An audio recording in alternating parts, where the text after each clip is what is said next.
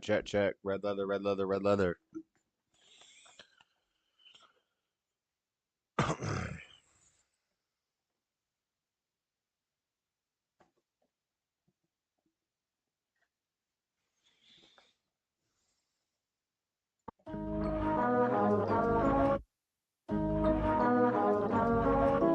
I'm in the world, but not of it. I praise God every day and I love it. I say what I want and I say what they want. I stand for the truth and what's right and they don't. Life is simple, it's no puzzle. Common sense will tell you not to wear a muzzle. Fear no evil, trust no people. When in doubt, shout, I'm a believer. I fear no man, though the world is broken. God, shine your light on me. I fear no man, though the world is broken. God, shine your light on me.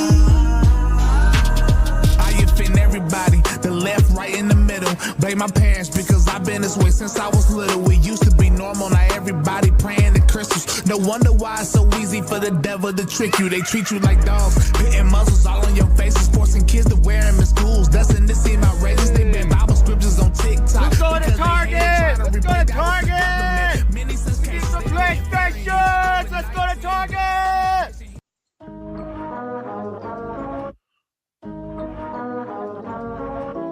I'm in the world, but not of it. I praise God every day and I love it. I say what I want and I say what they want. I stand for the truth and what's right and they don't.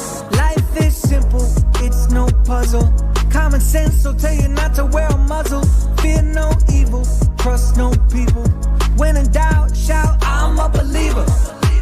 I fear no man, though the world is broken. God, shine your light on me. I fear no man, though the world is broken. God, shine your light on me.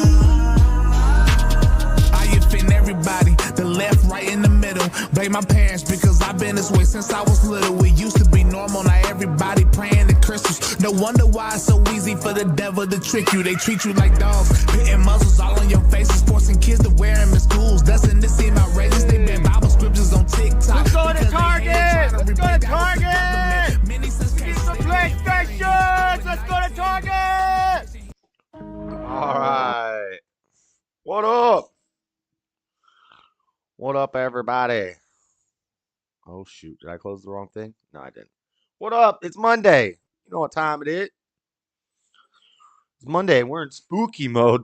A giant spider, not a pagan spider, just a creepy spider, snuck into my bedroom and put webs all over everything. And I have a feeling next week there's going to be a pumpkin here. Next week there's going to be a pumpkin on the desk. And we're going to turn it into a Trumpkin. A Trumpkin. That's right. The Trumpkin. What's up, race cars and reptiles? Laser flip into backside Smith grind, Dawson flip out into a manual. I can only kick flip like 1 in 10. So let's not do that. Let's not do that. I don't even know what I've heard of a laser flip. Dolphin flip. What the? Guys, it's the Halloween season. We're getting spooky. We're not going to do a Halloween show this week. You know, this week we're going to get political, but it's going to be entertaining politics because we're not going to be talking policy and all this other stuff. Maybe a little bit. But for the most part today, we're on the campaign trail. The whole main segment is Trump and Kamala on the campaign trail. Appearances, interviews, podcasts, rallies, Al Smith dinners, fundraising, things like this. What the polls are saying if Washington Post decides to let me read this article. Some poll stuff, who's doing better on the campaign trail? Winning an election is fundraising, campaigning, and interviews. That's it. So who's doing the biggest rallies? Who's doing the most exciting rallies? Who's doing the most quality interviews? Quality interviews. And who's raising the most money? That's that's how you win an election. That's the path to victory right there. Who's doing better? Who do you think? We'll cast our votes here in a couple weeks. And so this week we're going hardcore. The whole first segment, Trump and Harris campaign trail race. In rapid fire news, we got some Elon news and a bunch of other random stories that I found. And in rapid fire, we have the return for the first time in a long time of weird cess stuff. We got some weird cess stuff in the news. Trump's in my home state right now. Let's go. You should go see his rally. Then to end the show, and I'm going to try to get through all this rapid fire and this main story stuff pretty quick so that we have a full hour at the end, because this is a subject I've always had an issue with, even though I don't have kids. The corruption of CPS and possibly the benefits. What are the benefits? It'd be cool if we could get. I asked a couple people if they'd be interested in coming on the Discord because they have more experience with this stuff than I do, because they have kids, and some people have dealt with CPS corruption before. What up, producer? So it'd be cool if they could jump in and we could watch some videos and hear their stories, but that might not happen. But regardless, we got some stuff to read. We got some interesting stories. We got some horror stories, some CPS horror stories, and we're going to talk about that for a while at the end. So get ready, strap yourself in. You know, it's not a packed show like it was last week. So we can kind of relax a little bit, you know. But let's get into this Trump stuff. A lot of stuff this week. Really, that's like all the news was Trump and Kamala. Oh, I forgot to play the nuke alert because the nukes are coming.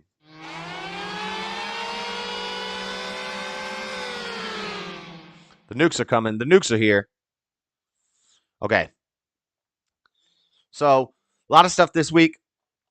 We'll talk about the Alfred E. Smith dinner first, which I played a reaction to Trump's speech at the Alfred E. Smith Memorial Foundation dinner earlier in the week.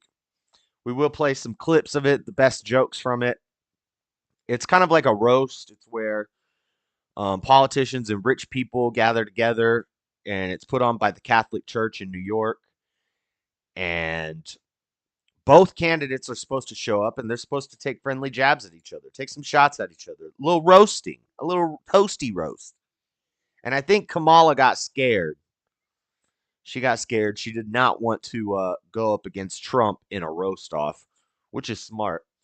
I had a call come in earlier called, the caller ID said Donald J. Trump. What? How did they get that as their number? That's crazy. Oh, was it his campaign? Was it a fundraising call? Probably. But Kamala didn't show up to this memorial dinner. Let's read what it is from their website, the alsmithfoundation.org.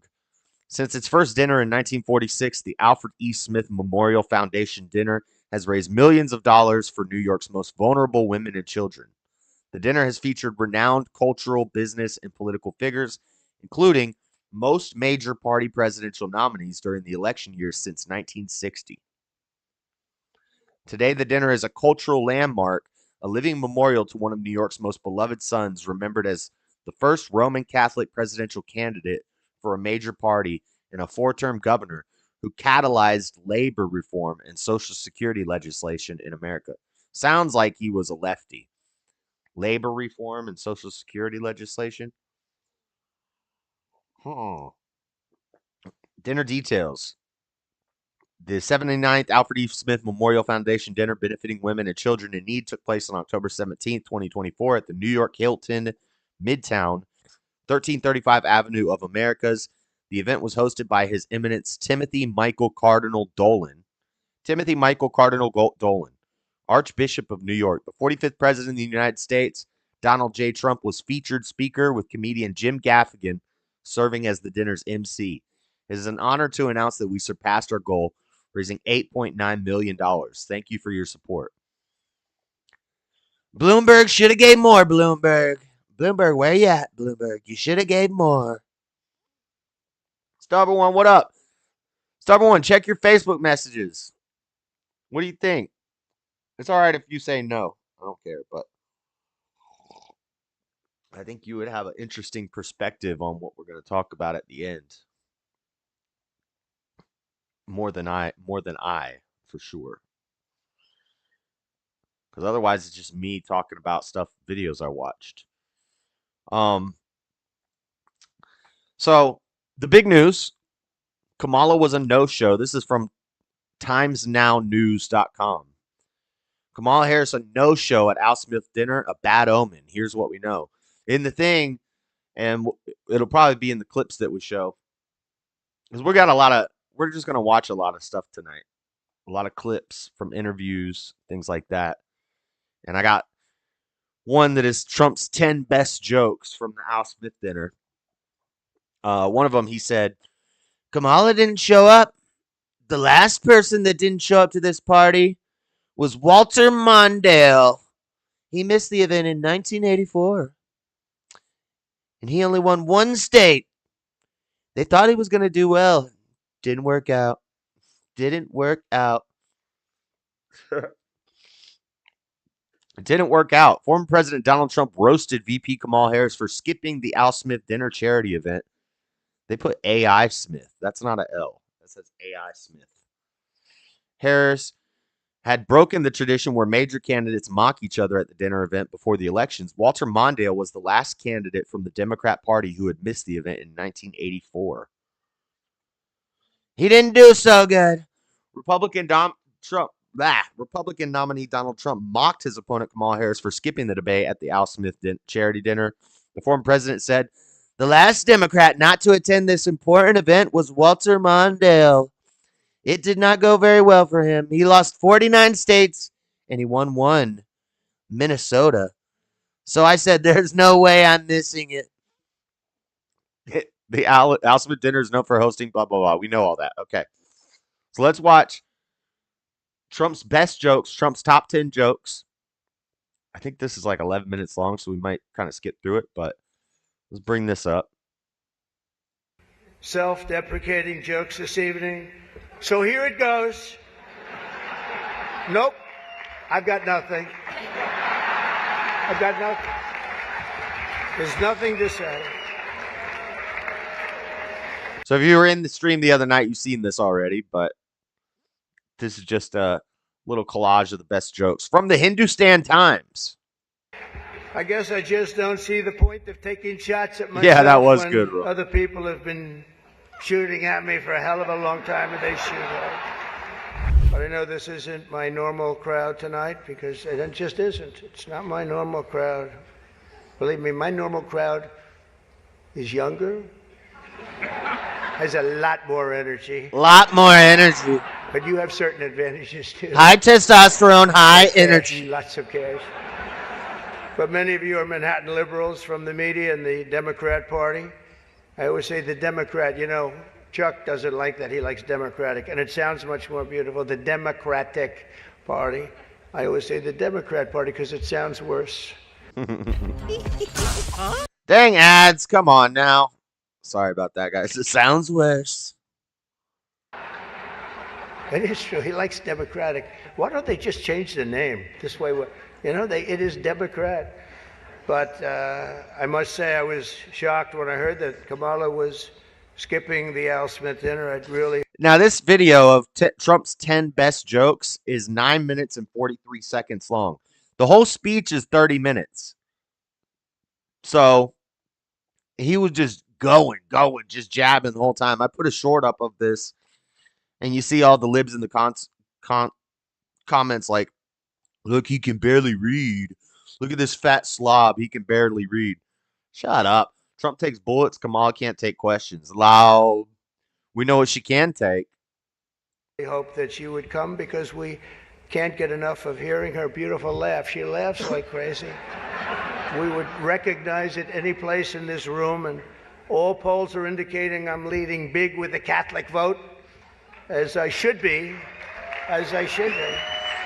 I actually had a stat on this, which is something I knew because people don't understand that the Latin America Catholic Church is not the same as the rest of the world's Catholic Church. And then somebody was like, you don't even know what Catholic Church means. Look it up. It's one true Catholic Church or whatever. That doesn't mean anything. The Catholics are always addressing the Latin American Catholic churches because they're always they're slowly will start to delve into like witchcraft or like Aztec stuff, like heretical things. And so they constantly have to address it. When Mexican Catholics are like,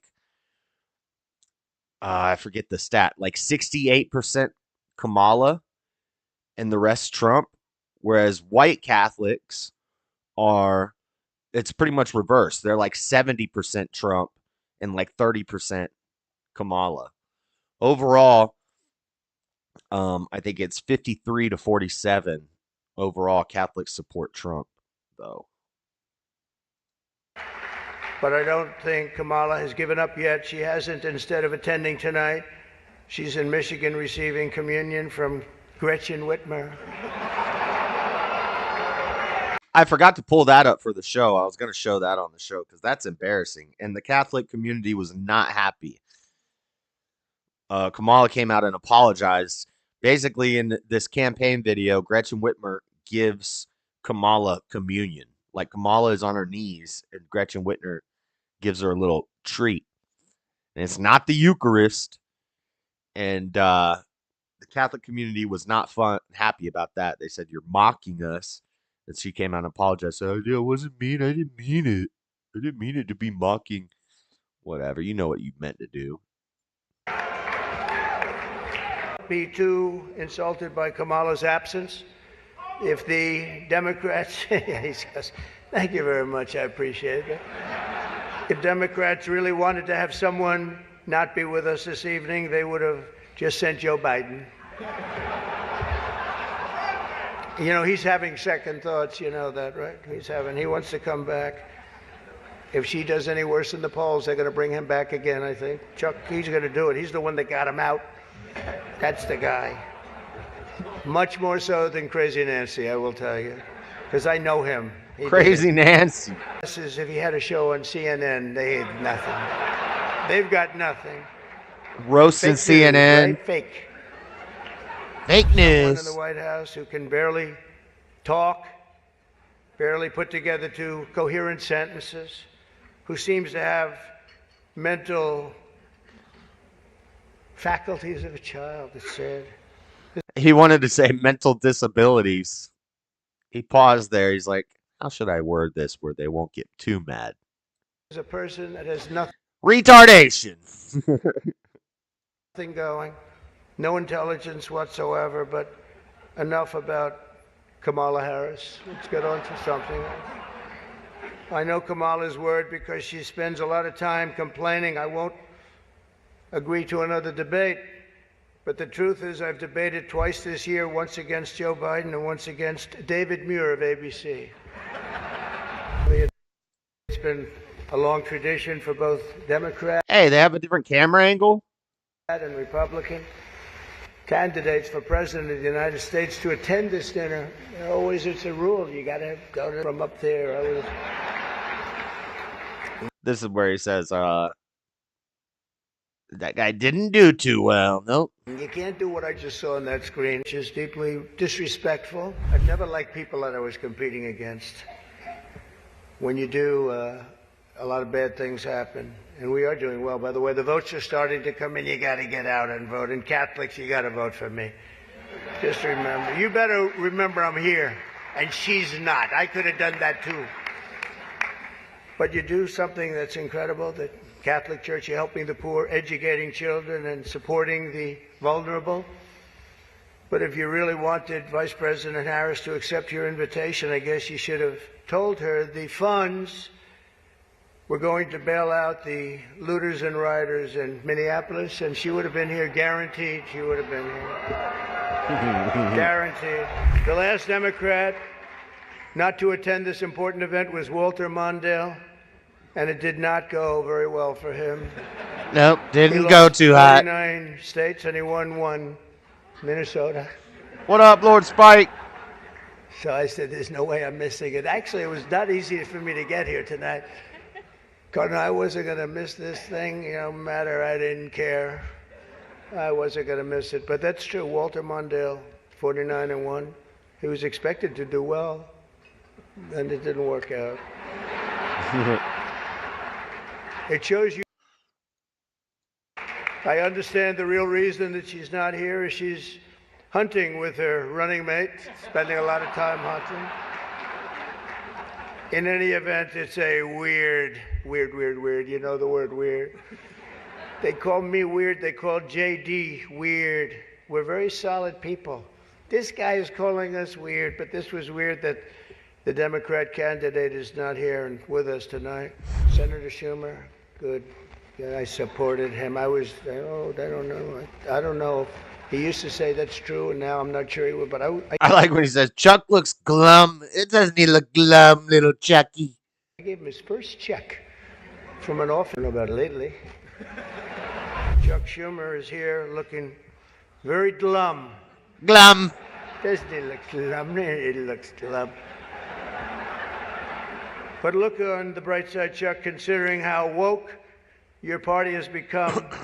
If Kamala loses, you still have a chance to become the first woman president.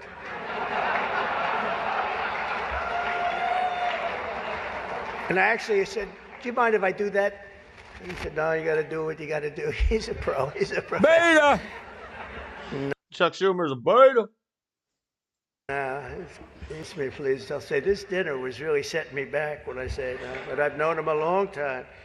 There's a group called White Dudes for Harris. Have you seen this? White Dudes for Harris. This is so good. This is so good. All of their women and their women's lovers are voting for me. I don't know. Are some of you here White Dudes for Harris? Doesn't sound like it. But I'm not worried about them at all because their wives and their wives' lovers are all voting for me. There's a rhythm in the markets. He's probably right. He's probably right. Biden very much, and now I like him quite a bit. You know, and now I say that she's much worse than him. He was a much better candidate than her, actually. Right now, I can't stand her. It's true. I can't stand her. She wins would be not to let her husband, Doug, anywhere near the nannies. Just keep him away. That's a nasty one. That's nasty. I told these idiots that gave me this stuff, that's too tough. Oh, I did. You know, they told me the last time I did this, I was running against Crooked Hillary. Hillary. No, I was running against Crooked Hillary and I did it. I thought it was a roast. He corrects himself and then he just says it again. No, I was running against Crooked Hillary. I was told it's a roast. And I had the meanest guy you've ever seen write stuff up. And man, was the room angry. Even the Cardinal remembers. I went overboard. Don't you agree, Cardinal? It was like terrible. And I knew I was in trouble around midway through because, you know, people are not, even my own side was angry at me. They were saying it's too much. But I did it anyway. I didn't give it. I'd like to thank our... Is this the View? We got to have the one about Rosie O'Donnell. They should bring Rosie O'Donnell back. Our MC this evening, Jim Gaffigan. Most recently, Jim has been playing Tim Walsh on Saturday Night Live. And that'll be a very short gig, I hope, Jim. But it was fun while it lasted, wasn't it? Let's see how that lasts. It better be quick. We don't want him, and I'm not going to say it anymore. But unfortunately, Governor Walsh isn't here himself, but don't worry, he'll say that he was. He's going to say I used to think the Democrats were crazy for saying that men have periods, but then I met Tim Walsh. The stupid show, The View, is so bad now that the other day I was watching it and thinking to myself, you know what? They really need to bring Rosie O'Donnell back. That show is bad. Those people are bad. I know it. Bad people. Now, so this is Trump's showing at the Al E. Smith dinner. Epic. Great roasting. He's just a natural comedian. And you have to have high IQ experience to be that level of funny. Yeah. Yeah, comedians are smart people. And the comments on the short I did are so dumb. You just see how ridiculous some of these people are. If they're not just bots, the internet is dead. He did very well there. It was funny. What was the one joke that everybody was like, "Oh," he's like, "That was too far." Was it the Doug playing with the nanny one? It didn't sound like it there. I think he had one burn that was worse than that. And people were like, "Ooh," and he was like, "Okay, that one was too far." But or no, it was Jim Gaffigan's joke. He said this will be Trump's second election where grabbing a kitty is the topic of conversation because grab her by the P word and then the Haitians grabbing the cats. And the audience was like, "Oh." And he looks at his wife and he's like, "Yeah, we talked about taking that one out. Maybe we should have taken that one out." But meanwhile, Kamala couldn't show up, not surprisingly. So she mailed in a video for the dinner, and it's only 3 minutes long compared to Trump's 30-40 minute speech. 3 minutes long, and the majority of the talking, the majority of the dialogue is not even Kamala Harris. It's a trained, professional, experienced comedian who was never very funny, Molly Shannon, doing her superstar character from the movie Superstar. And it's super cringe. So we're going to watch that now. You're going to have to suffer through it for 3 minutes. Get ready. This is Kamala. This is her response to Trump's amazing roast. Get ready. This is bad. And distinguished guests, the Al Smith dinner provides a rare opportunity to set aside partisanship. Cool. Oh, sorry. Hey, what's going on? Who was that? Oh, sorry, Mary Catherine Elliott. Mary Catherine Elliott. It's so nice to meet you. Very nice to meet you, Mary Catherine. Right now I'm trying to record my speech for tonight's dinner. Oh, yeah, I know. I just want to say that I'm Catholic, and tonight is one of the biggest dinners next to the Last Supper. It is a very important dinner, and it's an important tradition that I'm... Look how old Molly Shannon's got. I guess that's what happens as time goes by, but she's supposed to be playing a Catholic schoolgirl. It doesn't work anymore, Molly. This is not funny. This is bad. I'm so proud to be a part of. Sometimes when I get nervous, I stick my fingers under my arms and I simmer them like that. But that's gross. So tell me something. I'm giving a speech. Do you have some thoughts about... Also, this little bit was never funny. The movie sucked. The bits on Saturday Night Live sucked. This was never funny. And watch, the whole main dialogue, the whole monologue is going to be Molly Shannon. It's not even Kamala. Like, Trump didn't... Imagine if Trump was like, "And now I'm going to bring out Bill Burr." Well, Bill Burr wouldn't do it. He's went too liberal now. But Tony Hinchcliffe is now going to come out and help me do my roast. Like, what? What I might say tonight? My feelings about what you should say tonight would be best expressed in a monologue from one of my favorite made-for-TV series. Okay, let's hear it. Don't you see, man? We need a woman to represent us. A woman brings more heart, more compassion. And think how smart she must be to become... That's not what we need to run a country. Oh my gosh, look how old she's gotten. I haven't watched this on the big screen yet. I watched it on my phone, and now that I'm looking at it, dang. Never funny, so stupid. Yeah, it was never good. Yeah. I can't believe they made a movie out of that. Like, Night at the Roxbury was pretty funny. That was a funny bit. What's up? What's up? Hey, hey, what's up? What's up? That was funny. Like, but this is not funny. I'm a top contender in a field dominated by men. It's time for a woman, bro. And with this woman, we can fly. What series was that from? Oh, that's from House of Dragons, now streaming on HBO Max. Also, I don't even believe that. House of Dragons said we need a woman, bro. Are they talking about the Dragon Queen, Daenerys? Is she even in House of the Dragons? I don't know. I watched a couple episodes of it, but I don't know about that series. But I doubt they said we need a woman, bro, in House of Dragons. Is there anything that you think that maybe I shouldn't bring up tonight? Well, don't lie. Thou shalt not bear false witness to thy neighbor. Indeed, especially thy neighbor's election results. Just so you know, there one will be a burn. fact checker there tonight. Oh, that's great. Who? Jesus. And maybe don't say anything negative about That's kinda Catholics. I would never do that, no matter where I was. That would be like criticizing Detroit in Detroit. Oh, you would never mock the Catholics by taking fake communion with Gretchen Whitmer?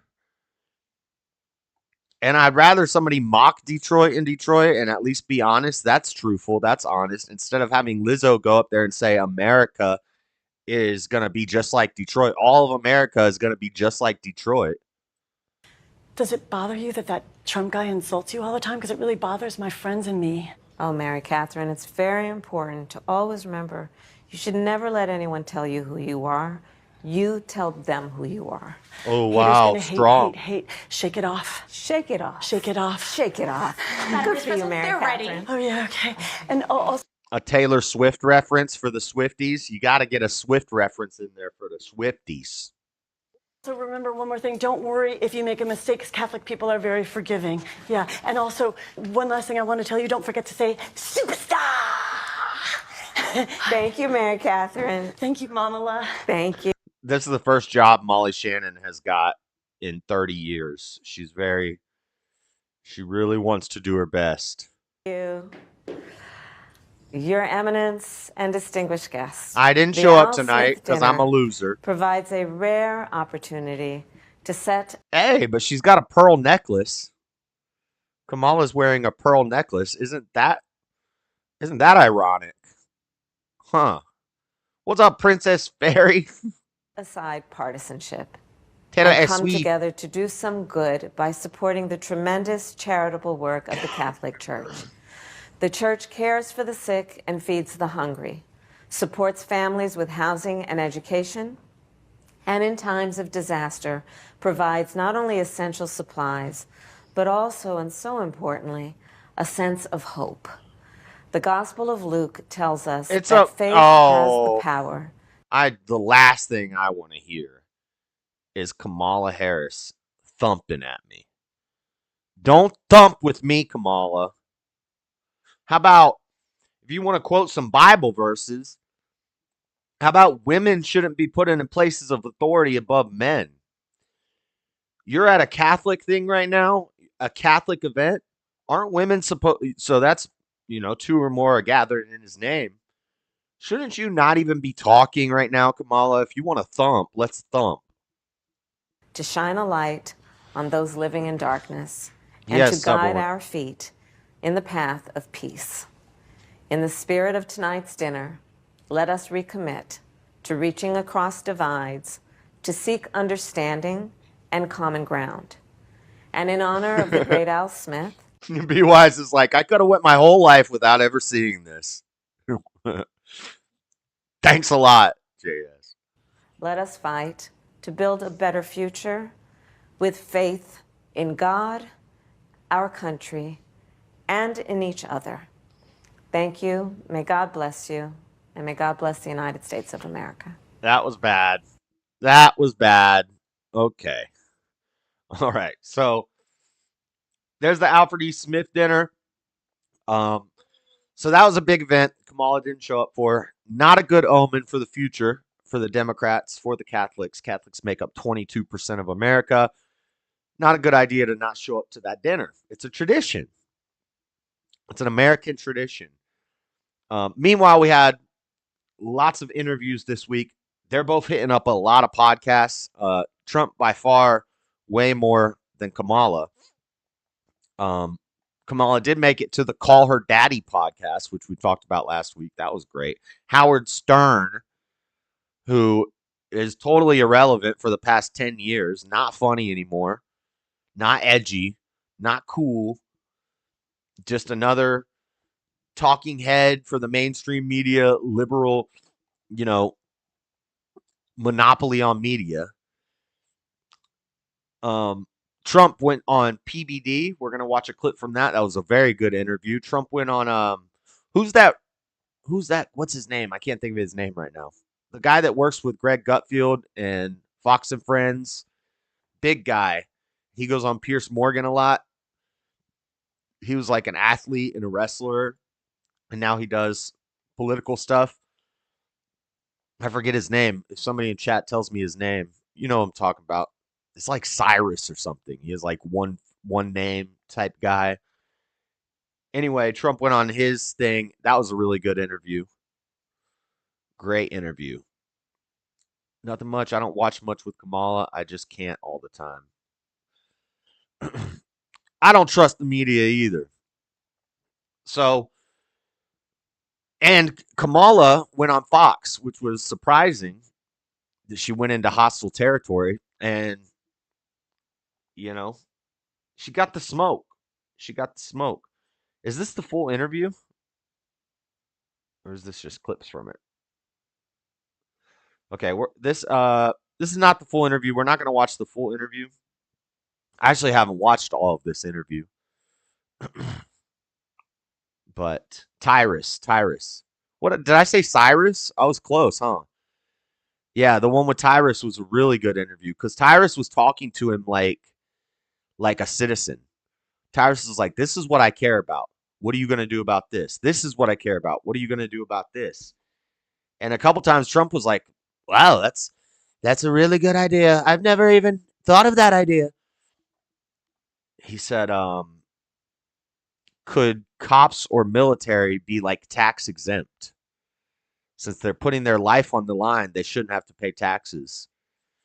And I think I could get on board with that. That kind of makes sense. It's an incentive. It pulls in more people for defense. Now, it doesn't help the problem if we're still lowering the standards for women and transformers and all sorts of other stuff to join the military and the police force.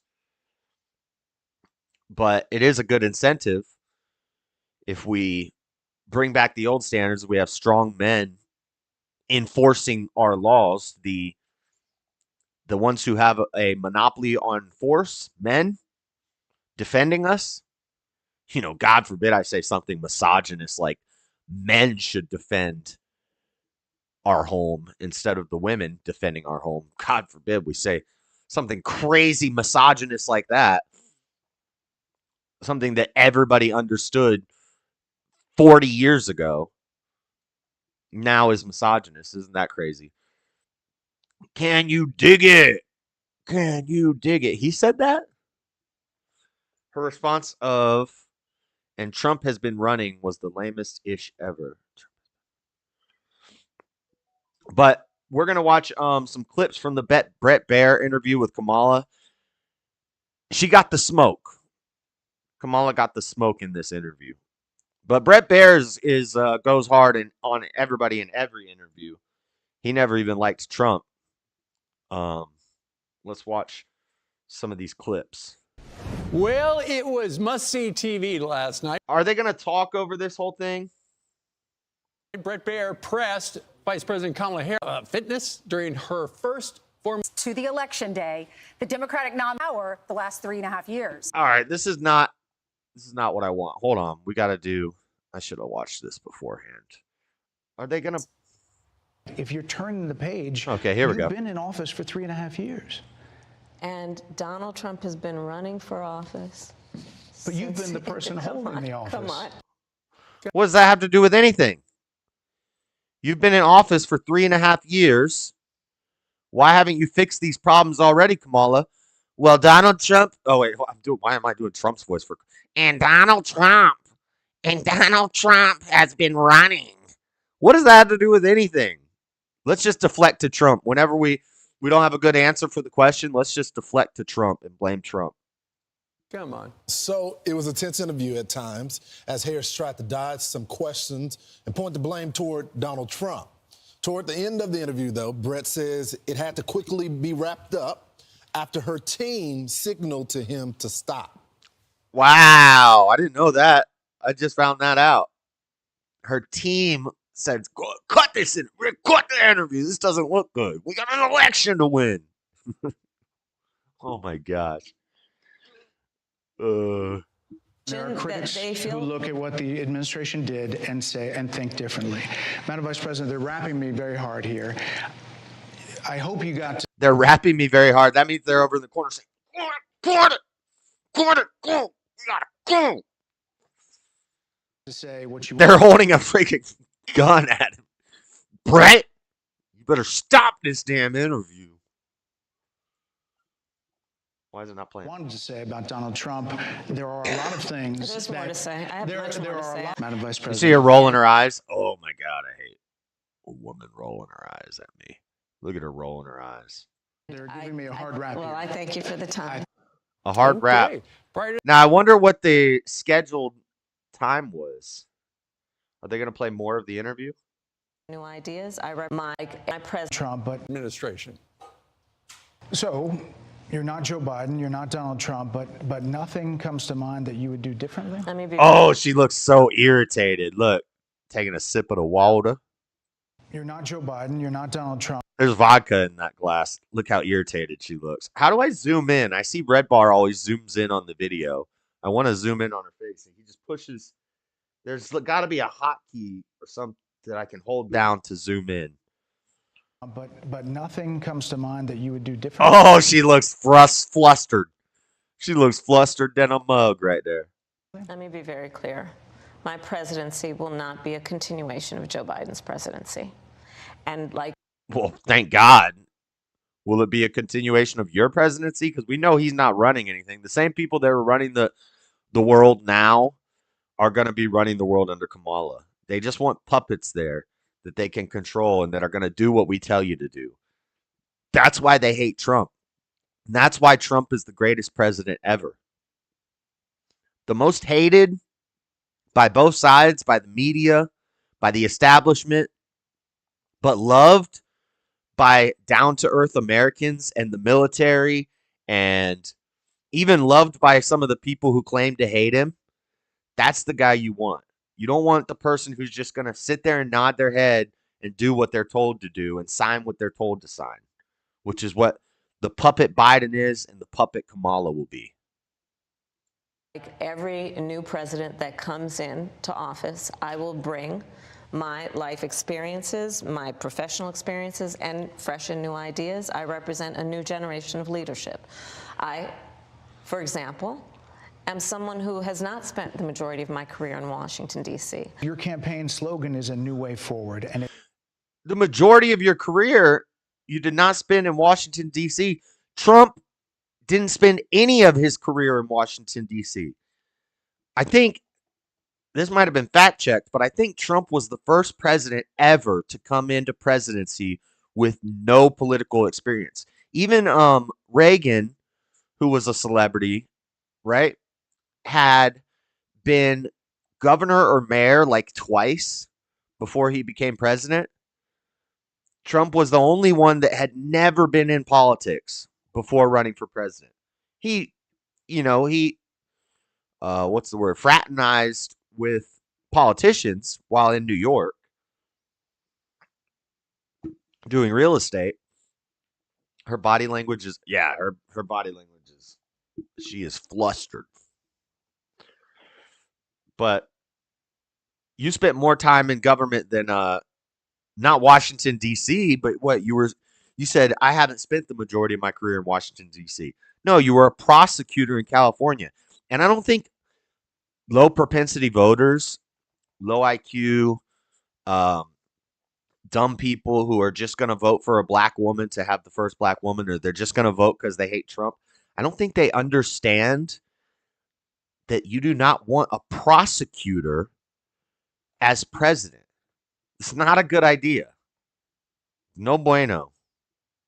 They're very corrupt, especially California and New York prosecutors. It's time to turn the page. You've been vice president for 3.5 years. So what are you turning the page from? Well, first of all, turning the page from the last decade in which we have been burdened with the... Oh, no, we got to get unburdened. We got to have a future, the past unburdened by what has been or some crap like that. Kind of rhetoric coming from Donald Trump that has been designed and implemented to divide our country. Good. Have Americans literally point fingers at each other. Madam Vice President, more than 70%. Oh, she's flustered. That is about turning the page on rhetoric that people are frankly exhausted of. Bro, I watched this liberal doing commentary on this earlier today before I went to bed, just for a little bit. And he's like, I don't care if you're a reasonable, logical person and you're critical and you talk about politics and you watch this interview, you cannot deny that she did very well. I'm pretty into politics, and I don't think she did too well. I'll admit, I don't think Trump did his best at the debate with her, but you got to admit that this interview was bad. You've been in office for 3.5 years. And Donald Trump has been running for office. But you've been the person holding the office. Come on. Madam You Vice and I President. both know. There's that condescending, I'm a woman, so you got to listen to me tone. Donald Trump has been running for office? Duh. You didn't know that a president can't get anything done when Donald Trump is running for office? Duh. He didn't even announce he was running till this year. What are you talking about? What? Know what I'm talking about. You and I both know what Oh, I'm talking I don't know what you're talking about. What I'm talking about. I just said, what are you talking about? She said, I know what I'm talking about. You know what I'm talking about. Brett says, no, none of us know what the hell you're talking about, Kamala. What are you talking about? Donald Trump was running is your response to me saying, why haven't you done any of this stuff while you were vice president? And Biden himself said that Kamala was there with every decision, and I gave Kamala full authority. Kamala basically has been the president, more so than Joe Biden, for 4 years. And neither of them are really, again, they're both just puppets. So the same people are going to run her that ran Biden. Is that over the last decade, people have become, but listen, over the last decade, it is clear to me, and certainly the Republicans who are on stage with me. What up, Matthew? The former chief of staff to the president, Donald Trump, former defense secretaries, national security advisor, and his vice president. One, that he is unfit to serve, that he is unstable, that. Yeah, but do you have a toy train, Kamala? Because Trump's got a toy train. How about that? Look at that Trump train. Get aboard the Trump train. I want one of those to go around my Christmas tree. I want it. Somebody buy me that. He is dangerous. So when we had Brett Baer on yesterday. He's dangerous. It seems like he's not the dangerous one when he's getting shot at while he's golfing. Or almost shot at. Or when he's doing a rally, literally getting shot at. But he's the dangerous one. He's the one with the rhetoric. You're calling the man dangerous to America. That's dangerous. And I got to be honest. Those questions. You're the one that shows us she hesitated and. All right, I don't think they're gonna play any more clips. Interview at 5. He knew the team and she knew she could eat into. Hold on, we might have one more clip. And to transition support. About that in Donald Trump. Watch. So are you still in support of using taxpayer dollars to help prison inmates or detained illegal aliens to transition to another gender? Oh, he asked this question? I didn't know he asked this question. She's going to deny it. Deny. follow the law, and it's a law that Donald Trump actually followed. You're probably familiar with, now it's a public report, that under Donald Trump's administration, these surgeries were available on a medical necessity basis. So deflect to Trump. And is this true? Can we get a fact check on this? Is this true? To people in the federal prison system.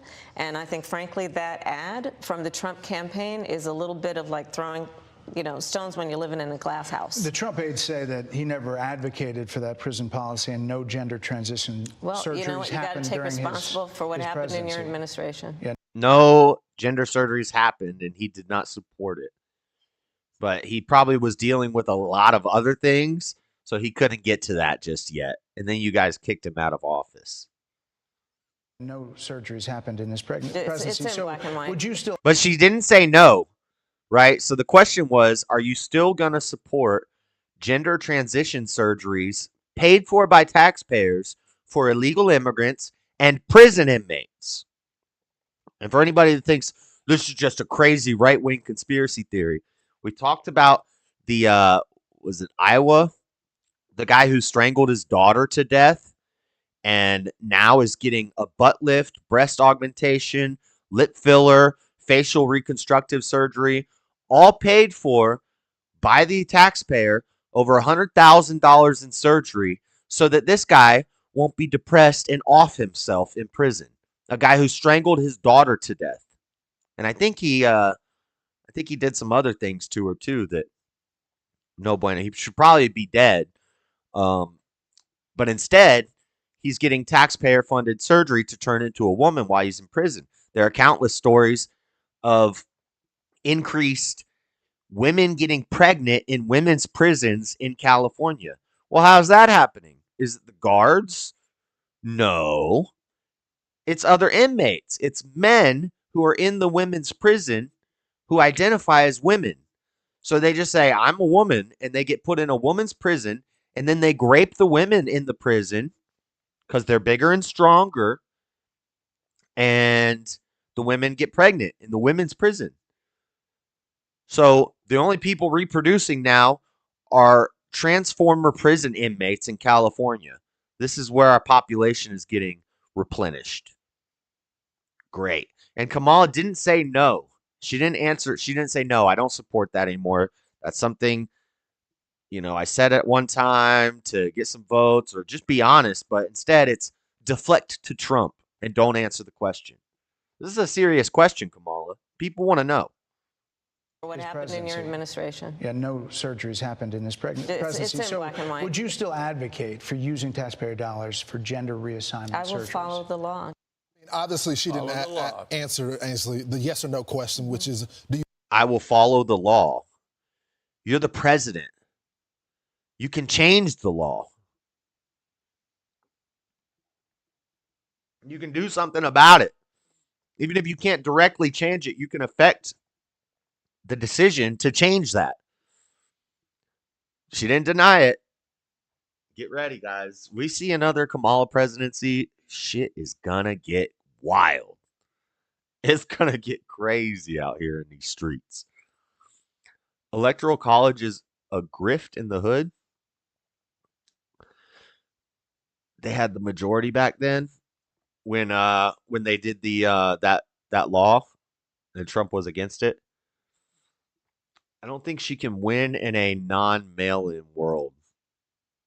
Well, we're still going to have, some states have done things to stop that, but I think they're still going to have mass mail-in ballots, which is why we're planning on doing, it's not guaranteed to be a 24-hour election day stream. We're going to go till it's over from noon to noon, noon the 5th to noon the 6th. If it's not over by noon on the 6th, I can only give you 24 hours. But if it's over before noon, which I think it's going to be like last year, I think around 10 o'clock at night, we're not going to have an answer. And they're going to say, okay, they're going home. They're not going to count anymore. And we're going to stay up all night and we're going to watch everything. And we're going to watch around 3 or 4 a.m. If there's some crazy spike, if Kamala is losing and there's some crazy spike, get ready because I it's I don't know. I mean, it's going to be bad. If there's another spike at 4 in the morning and then at around 9 or 10 a.m., they declare Kamala the winner, it's going to be wild. I'm hoping that the right has learned that we have to play their game too. And if there are, not last year, 4 years ago, if there are mail-in votes, mass mail-in votes, that we're also doing mail-in votes. When you get your ballot in the mail, send it in, and then go down to the poll day anyway. Go down on poll day anyway. That's what I'm going to do. And I'm going to say, here, I'm here to vote. And I'm going to see if they say, you already voted. I know, producer. I'm being careful. Just saying it's going to get crazy if we see that same thing happen again. It's going to be wild. But I'm going to mail mine in and I'm going to go down there and I'm expecting them to tell me, you can't vote again. You already voted. Or if they say, well, we already have your vote, but if you want to like redo it, you can do it now. In which case I'll probably do it again just so I get to go to the little machine and be like, yeah, you feel like you accomplished something when you go to the poll machine. They're listening. I know the eye of Sauron is on me, especially during election time right now, and especially during the potential unrest that we may see if the same stuff happens again. So there's Kamala's Fox interview. This is I guess like a podcast that Kamala was on that I didn't see. I don't watch this guy because I have no idea who he is. And he looks like kind of a flowery, let's say flowery. He seems like a flowery type of African American man. And Kamala was on this show, and they're talking about a policy that Kamala has, an opportunity economy for black men. So tax cuts and benefits for black men specifically. Isn't that racist? Doesn't that qualify as racist when you select a certain group of people and you do things just for that group of people and you exclude other groups from that? Isn't that racism? But Trump is spreading the division.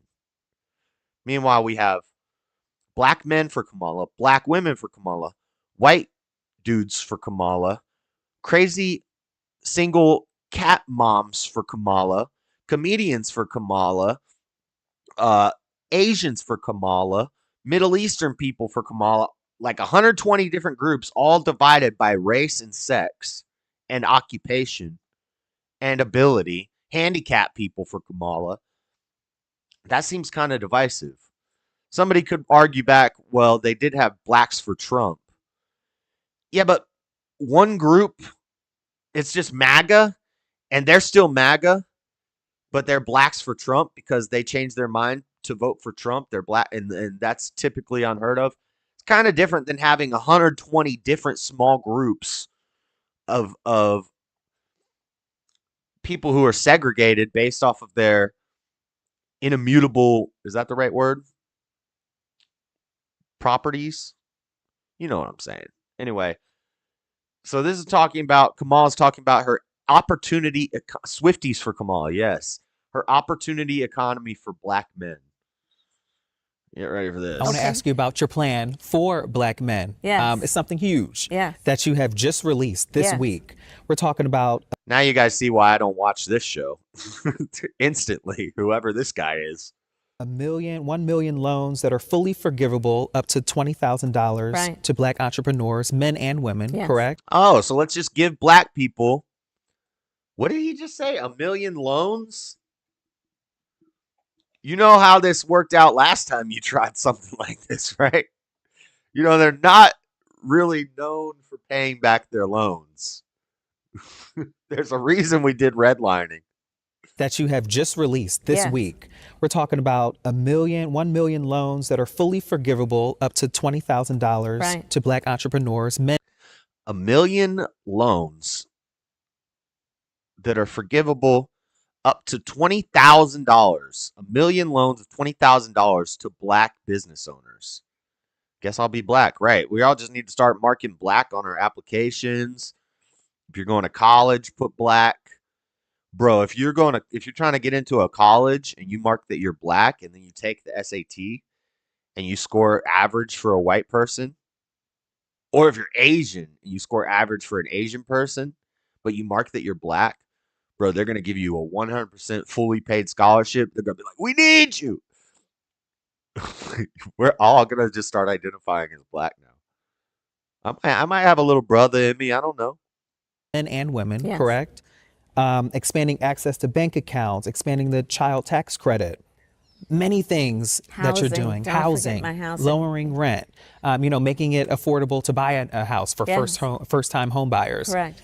Talk to me about this plan, just in summary, and how this will impact not only black men, but all black people. Sure. So my plan is to build what I call an opportunity economy. An opportunity economy? I can't watch all of this. Why don't we talk about how illegal immigration affects housing costs and black people? Housing costs in general, black people specifically. Why don't we talk about that? They don't want to talk about that. That was the Shade Room. I've never watched it before. So this is what Kamala's doing, call her daddy, the Shade Room, things like this. This is what Trump is doing on PBD, talking about what he's going to do about Israel and about the Middle East stuff going on there and Russia while president-elect.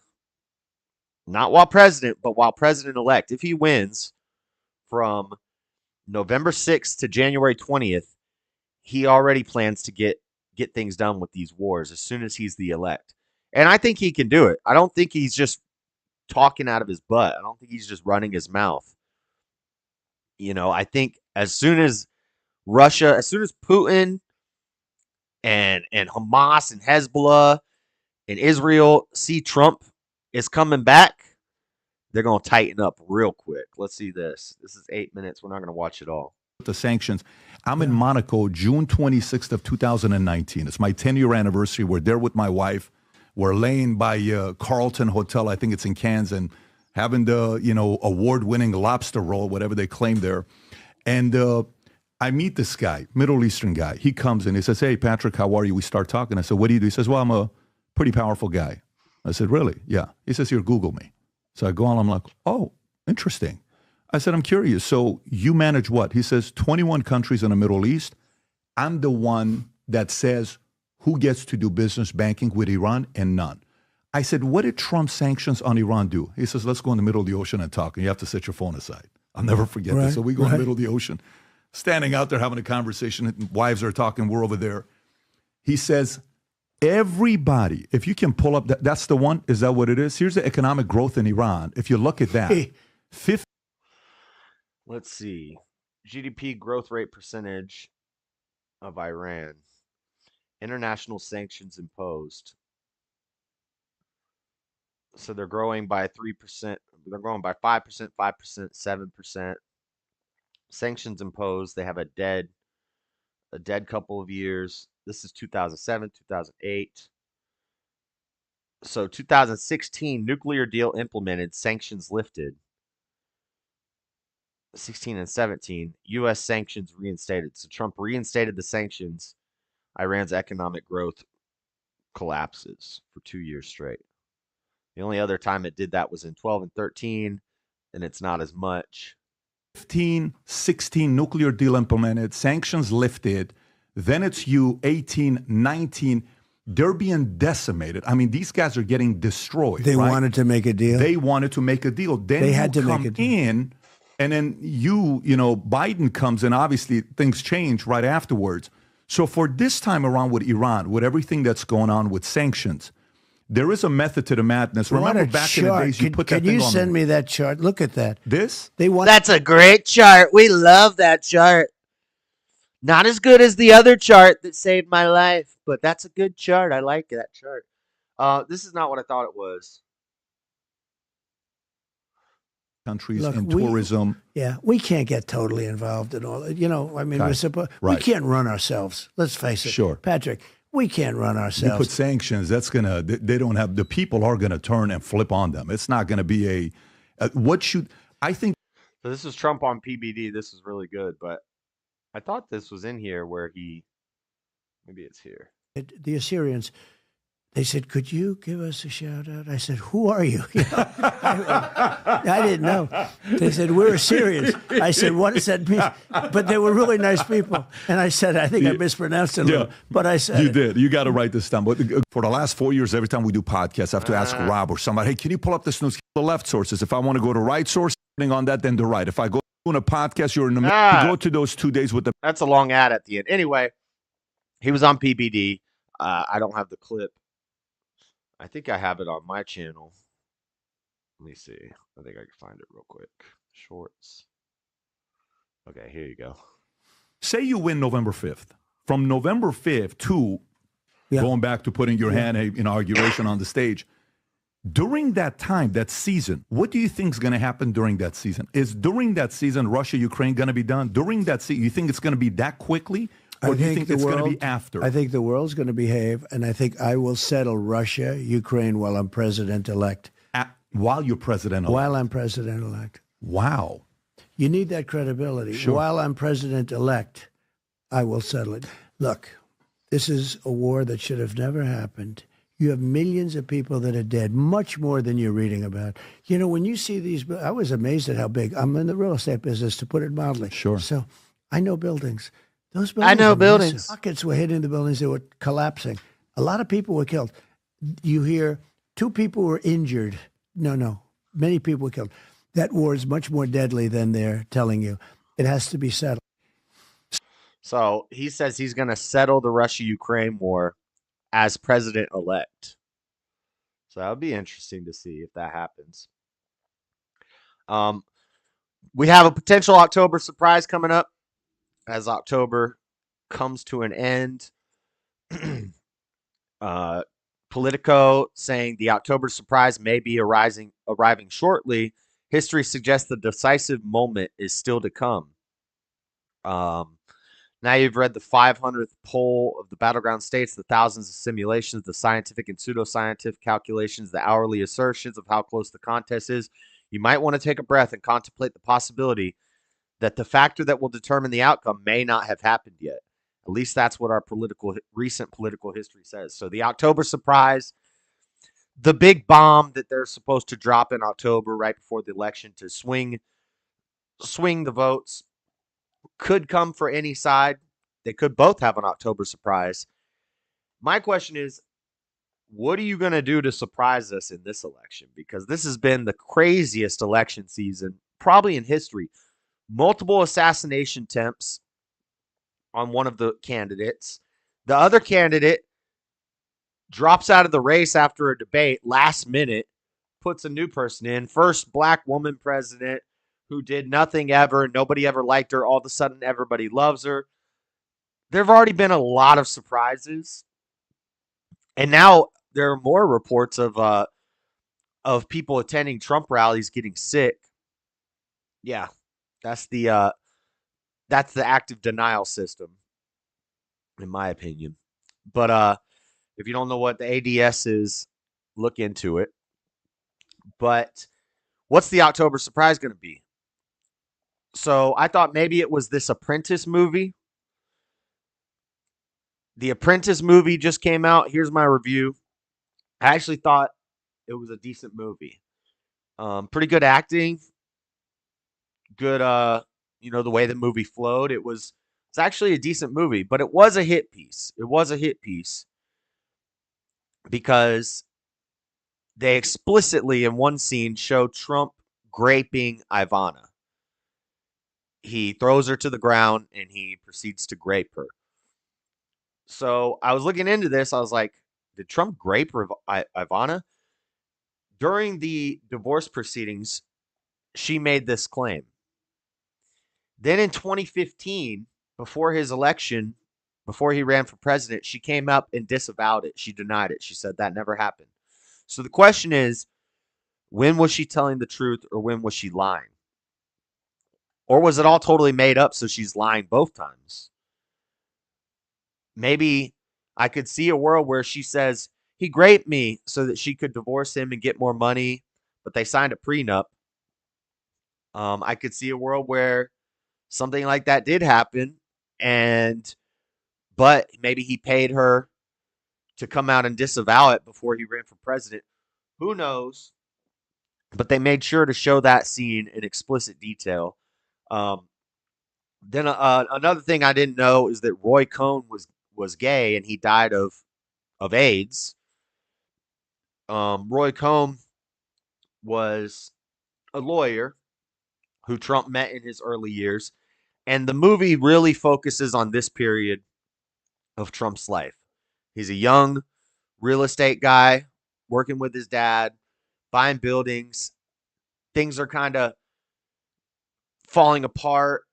They're being investigated because this is the whole Trump wouldn't rent to minorities. The Trumps wouldn't rent to minorities was the claim. And there was a lawsuit. And in the movie, he even says, he's like, but it's not even true. 10% of our residents are black. The only problem is for people to get in, they have to make 4 times the rent.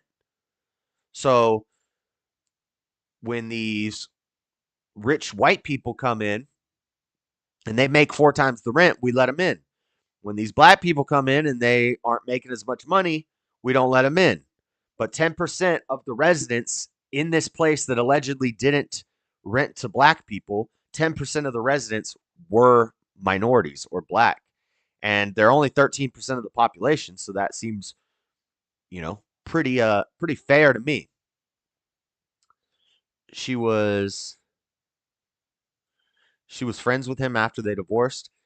Yeah, so I think the grape allegations were probably something she said while she was upset during the divorce, try to get some more money.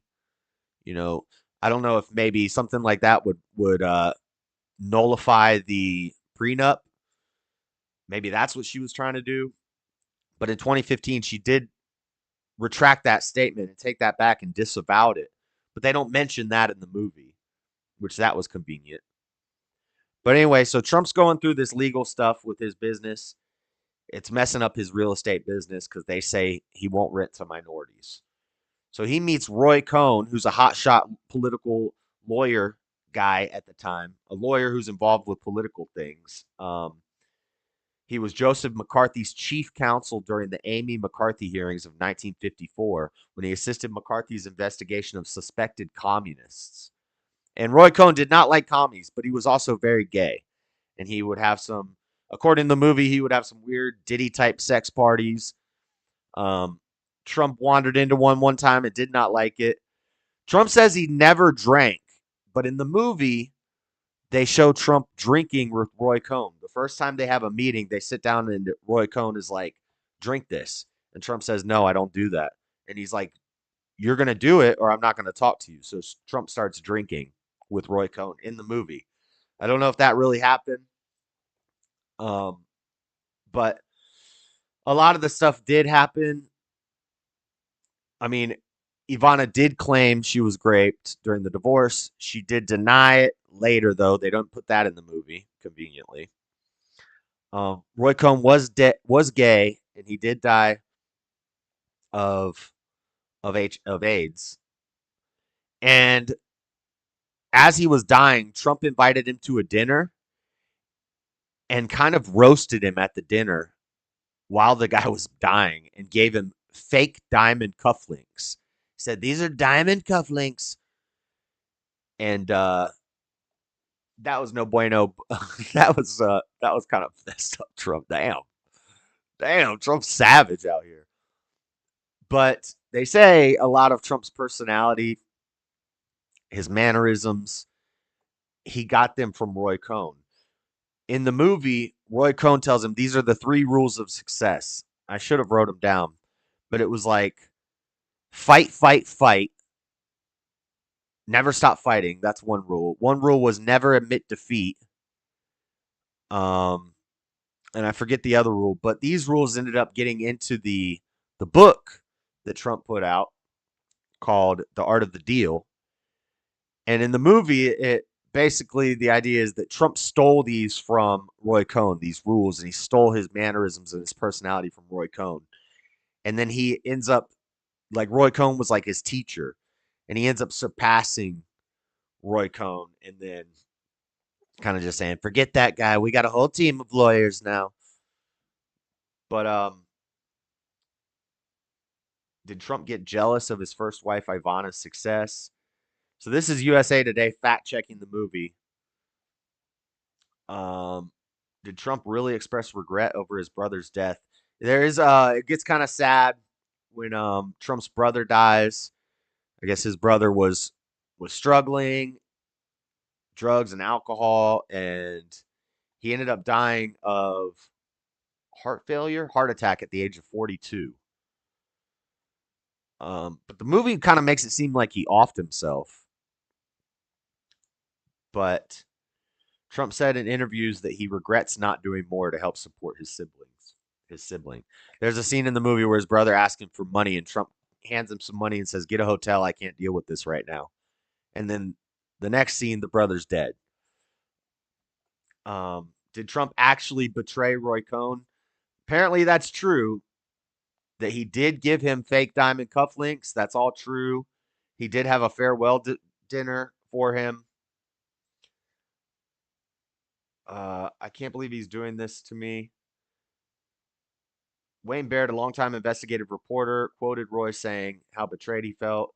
Trump distanced himself from Roy as he was dying from AIDS. And Wayne quoted Roy saying, "I can't believe he's doing this to me." There's also another scene. It was kind of funny, but it was meant to take shots at Trump, where he goes to the doctor's office to get a tummy tuck and a scalp chunk cut out of his scalp to reduce his balding, because he did not like the fact that he was getting old and he was getting fat and he was balding. And he's talking to the doctor and he's like, "I'm gaining weight. I don't know what's happening." And he's taking pills. Throughout the movie, they like to focus on the fact that he takes weight loss pills, which are basically amphetamines, like Adderall. And in one scene in the movie, he's like, "I don't have to sleep. I don't have to sleep anymore. I got these new diet pills. I don't have to sleep. I don't have to eat. It's great." And he's like, "Well, you got to sleep." And he's like, "No, how can I do deals when I'm sleeping?" And there was rumors about that, because there was an interview he did in the Oval Office, and he had some like Sudafed pills in his desk, which have ephedrine in them, like daytime Sudafed. It has like ephedrine in it. It's an ingredient when people make meth and stuff. And people were saying he uses those to stay awake. But anyway, when he goes to the doctor's office, he's like, "I'm gaining weight." And the doctor's like, "Have you tried exercising?" And he's like, "No, I don't have time for that. Your body is a battery. Exercise is bad. Your body is a battery and it runs out of energy if you exercise too much." And the doctor's like, "That's not even true. What are you talking about?" He's like, "It's very true. It is true. It is true." Because you never admit defeat, right? You never take no for an answer. You fight, fight, fight. You never admit you're wrong. It was pretty funny. Used ephedrine back. It used to be legal. They would sell it at the gas stations.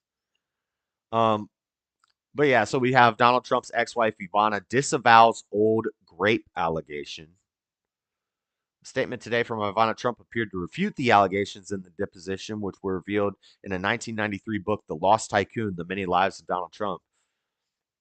"I have recently read some comments attributed to me from nearly 30 years ago at a time of very high tension during my divorce from Donald," she said in a statement. "Today, the story is totally without merit. Donald and I are the best of friends and together have raised 3 children that we love and are very proud of." But they don't put that retraction in the movie. Isn't that interesting? We got to get through this quick. I meant to go faster through this.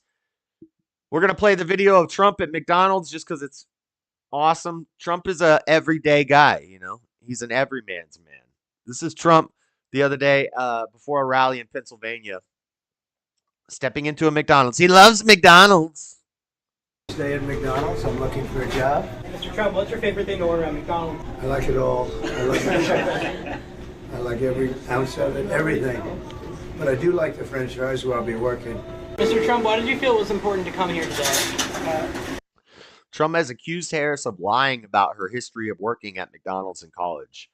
So he shows up to a McDonald's and be like, I'm actually going to work in a McDonald's. You've never worked in a McDonald's, Kamala, but I've worked in a McDonald's. That's right. I made the French fries. I love McDonald's. I love jobs. I like to see good jobs. I give them extra sauce. That's good. Well, that's a good-looking group. Hello. Oh, that wasn't too much salt. That was one shake. I think he gave him 2 shakes. Everybody, this is all on Trump. Oh, okay. I'm allowed to do that, right? Yeah. It's going to be the best yet. I made it myself. I like this show.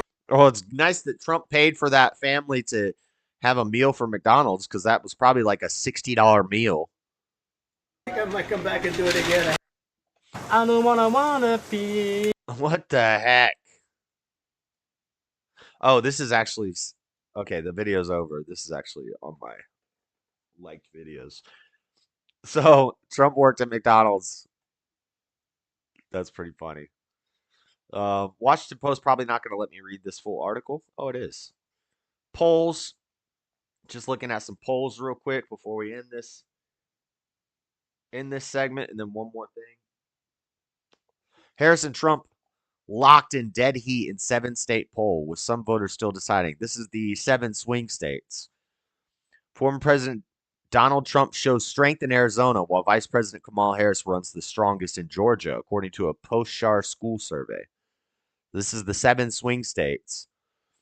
With 2 weeks of campaigning left, Vice President Kamala Harris and former President Donald Trump are running nearly evenly across the 7 battleground states among a critical portion of the electorate whose votes are likely to determine who becomes the next president. So, of registered voters, 37% are definitely Kamala, 10% probably Kamala, 6% no opinion, and exactly the same the other way, 10% probably Trump, 37% definitely Trump. Exactly even. And then of likely voters, that's of registered voters, and of likely voters, Kamala is ahead by 1%, with 40% of the definitely Harris, but she's behind 1% of the probably Harris. So 48% Harris, 48% Trump, 4% neither, no option. So according to this poll of swing states, which we don't really care too much about polls. We don't do a lot of stuff on polls, but as we get closer, we want to do one little poll show. Last little topic here from X. Joe Rogan posted on the 12th, do you want to see real Donald Trump on the podcast? And people said yes. People are saying yes. So, and Trump has said in a couple interviews, he's going on Rogan. Kamala's going on Rogan. Trump's going on Rogan. Not at the same time, but America needs this. He's the biggest, I'm not a huge Joe Rogan fan, but he's the biggest podcaster in the world. He needs to have Trump on. So that will be coming soon. I think that will be potentially an October surprise. Depending on how those 2 interviews go, it's going to affect a lot of younger people's and older people's opinions, because a lot of people watch Rogan's show. So that's all the election stuff.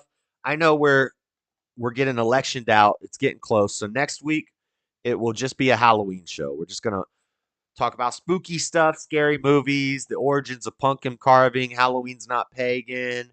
And we're going to carve our Trumpkin next week during the show, during the after party, depending on how long it takes me to carve it. We're going to carve Trump's mugshot into a pumpkin. It's going to be the Trumpkin. So next week, minimal politics. If there's some big political news, October surprise happens, we'll talk about that. But for the most part, next week's just going to be the Halloween show.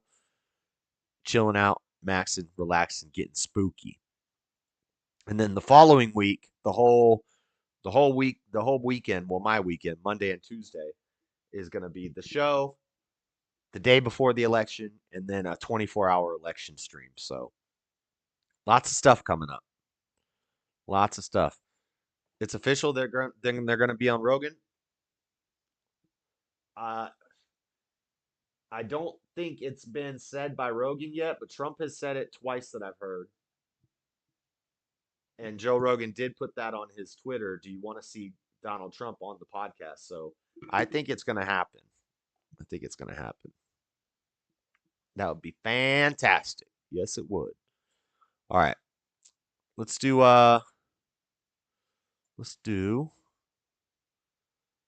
some of this real quick.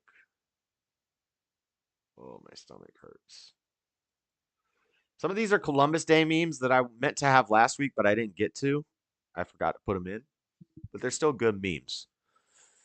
But let's get into the memes. Meme time, baby. Oh, here comes the far right. Oh, here comes the far right. Christians are walking up as they're sacrificing a heart to the destroyer god, to the sun god. Here comes the far right. Dang. Next, the dangers of marijuana. 1 star on this. 1 star on this Amazon product. Beds should look like beds. I ordered this when I was high because I thought it was a giant ice cream sandwich. It's not. It's a bed. And not the $150 ice cream sandwich that I wanted. Don't go on Amazon when you're high. Next. Oh, wait. Where's my sound effects? Florida man forgot my weed. This is mass evacuations as hurricane targets the U.S. Florida man's driving down the other way. I forgot my weed. I forgot my weed. Dang. Next. Arming school staff. Teachers. Librarians. Shh. Shh. Where's my... Librarian's got a silencer. What the... Stop that one. Next. I wish some of these that I could get them into my computer without already reading them first, because some of these, the first time I read them, I'm like really laughing out loud. There's one really funny one in here. I'll remember it when I see it. Democrats, when men pretend to be women, they're happy and smiling. Democrats, when kids pretend to be Indians on Halloween. Oh! Next. Muscles make the body move. Give me your skin, George. Come here, George. I'm chasing you. This is scary. Bang. Next. High in public. This is high in public. So this is you. Right here.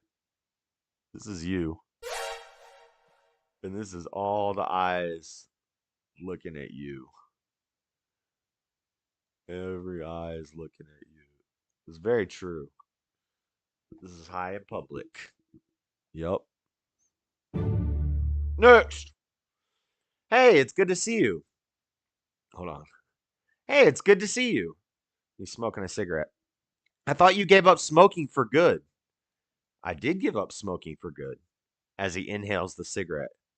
Now I smoke for evil. And he blows the smoke in the baby's face. Damn. Next. Oh, that's Tyson. That's not supposed to be in here. Epstein. Diddy. Wait, here's Epstein with the Ninja Turtles as kids. And then the turtles grow up. You have Diddy, Drake, R. Kelly, and Chris Tyson. No! Was R. Kelly having sex parties like Diddy, though? I don't know. Chris Tyson's the one from Mr. Beast. They're all coming for the kids. Drake's coming for the kids. R. Kelly was coming for the kids. But he didn't know they were kids. Allegedly. I don't know. He was guilty, so I guess he's guilty. I guess we're not going to defend R. Kelly. I'm just saying, if they're in an 18 and up club with fake IDs, how's he supposed to know? Diddy for sure. Chris Tyson, he's definitely coming for the kids. They all coming for the kids. Dang. Teenage Mutant Ninja Turtles. Next. When I was young, toilet paper and eggs were so cheap, we used to throw them at the houses of our enemies. Dang. What's chat saying? Smoking for evil. Horrible. Next. The worst thing about capitalism is that it helps socialists live longer. Dang. Socialists. Beta. Socialists are beta. Merry Christmas, Happy Schwanza, Happy Hanukkah. Next. Farmer grows and harvests the food. Truck driver drives for miles to deliver the food. Chef creates and prepares the food. The waiter after walking 10 feet with the food. Give me your money. Give me your money. Wait till I give my money right. Dang. The waiter wants a tip. You want the tip? Okay, next. Little Golden Book. Don't break for communists. Oh, this is a great children's book. This children's book should be in the little libraries. Look, it's a MAGA person running over an Antifa with a sign that says, burn the USA. Burn the USA. Beta. Nope. How about no? We're coming for you, Antifa. Next. When the boss fires you and takes over your shift for not fixing the ice cream machine for 4 years. Trump came in and fired you, boy. You better fix that ice cream machine. Dang. They want ice cream. Man, baby. Next. Democrats online right now. I'm with her. You never go full retard. You never go full retard. Dang. Dang. Next. This is not a meme. This is news. 150 Fox News. 158 Dems vote against bill to deport illegal immigrants who commit sex crimes. And they want to give them sex changes. Isn't that strange? Next. Democrats are dangerous when they are losing. Uh-oh. Old John Wilkes Booth here about to pop Abe. They're going to pop Abe in the head. Oh, no. Next. Peppa Pig jigsaw puzzle. If you can build your own Peppa Pig, just buy this shredded ham. Dang. What's chat saying? TP in the trees for days after Halloween was a normal thing to see when I was little.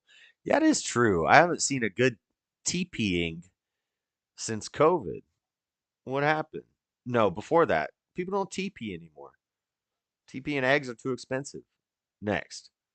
Ow, my balls. Zzz. Hold on, where is it?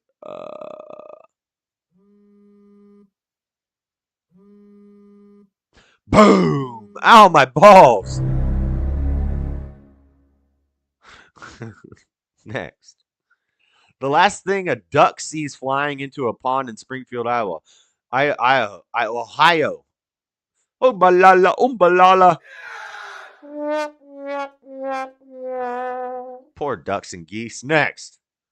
Man pretending to be straight pretends to hunt. There's old Tim Waltz. Thank you, Babylon B. Dang. Beta. Next. This one's funny. Frontier Coffee Company. It's a candle and it says Frontier Coffee Company medium roast Trumpkin spice. Trumpkin spice. I'm making a Trumpkin. And they got a Trumpkin spice candle. Somebody in the comments says that must taste like shit. And the company responds, well, you fucking retard, it's a candle. What's this? You eat candles? Dang. Why are you eating candles? Merry Christmas, Happy Schwanza, Happy Hanukkah. Next. Robert Malone, medical doctor, says, yep.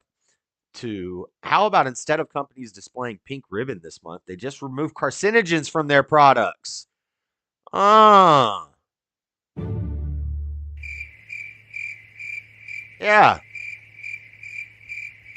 Instead of supporting breast cancer awareness, how about you just take all the cancerous stuff out of the food? Next.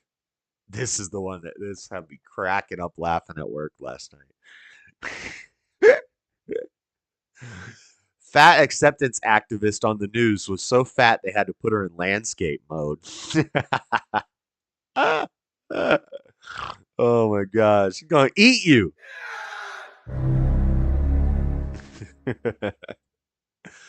That's so funny. She is in landscape mode. They had to give her a bigger frame. Oh no. Next. Oh, I like this one. Faith is powerful. That's why Christian nationalism is so dangerous, is a headline. The meme has a pussy hat guy from Dark Knight Rises. Christian nationalism is dangerous. And then Bane with the Catholic cross on him. Bane says, for you, yes, Christianity is dangerous. For you, Christianity is dangerous. Christian nationalism is very dangerous. For you. Dang, Bane. Christian Bane. Watch out now. We need Christian Bane out here next. Here's Kamala. No loan forgiveness if you're any of these three shades. Loan forgiveness if you're any of these three shades. Wow. Not a funny joke. It's reality. Next. Just a friendly reminder. Let's do the puzzle. Let's solve the puzzle. Hose be lion. Hose be lion. Hose be lion. Very true. Next. Look, a gun store, honey. Maybe I'll get one. People don't need guns. Bye, honey. Kicked his wife out. He got the dang guns.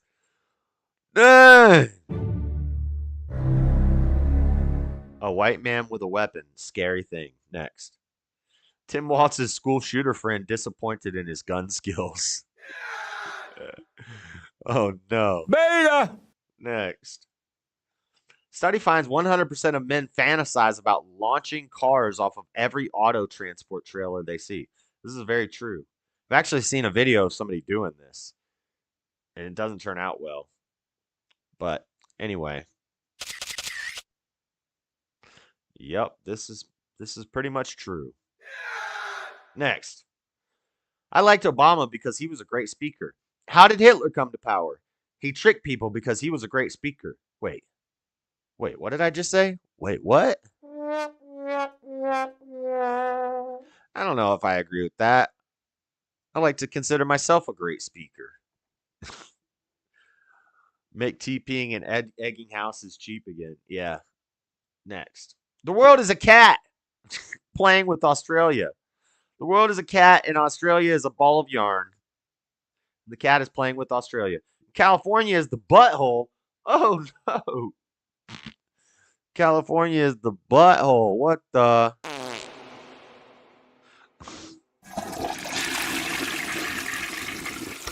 Flushing, California. Next. Oh, no. It's Big Mike. It's Big Mike. It's a man, baby. He knows he's a dude. We know he's a dude.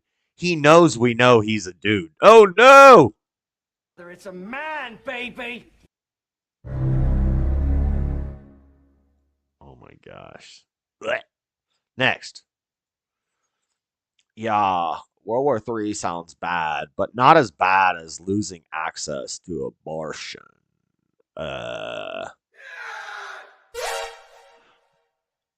Crazy. Next. I want to know the science behind why conservatives are significantly more attractive than leftists. Trump's daughter. Damn! Smoke show! Boing! Can somebody say boing? Look at Ivanka. Oh my Lord, she's beautiful. And then Kamala's daughter.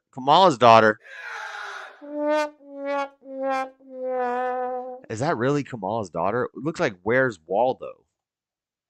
What the hell? Did Kamala and Where's Waldo have a child? What is that? I don't know what that is.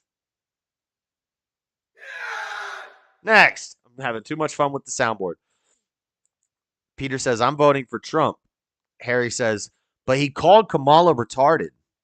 Peter says, Harry, I already said I'm voting for him. You don't have to convince me more.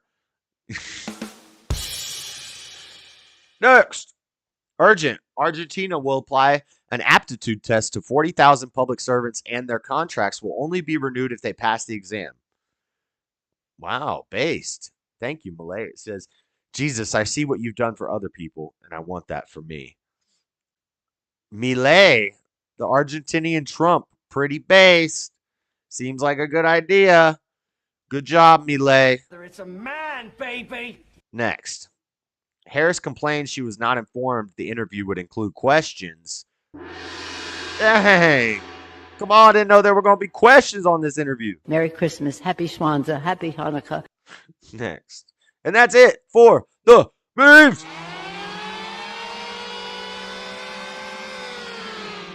Oh, that's her stepdaughter? Makes sense. She doesn't really look like her. A stepdaughter. Yeah, that makes sense. I don't know. I might look like that if I was raised by Kamala too. Who knows? All right.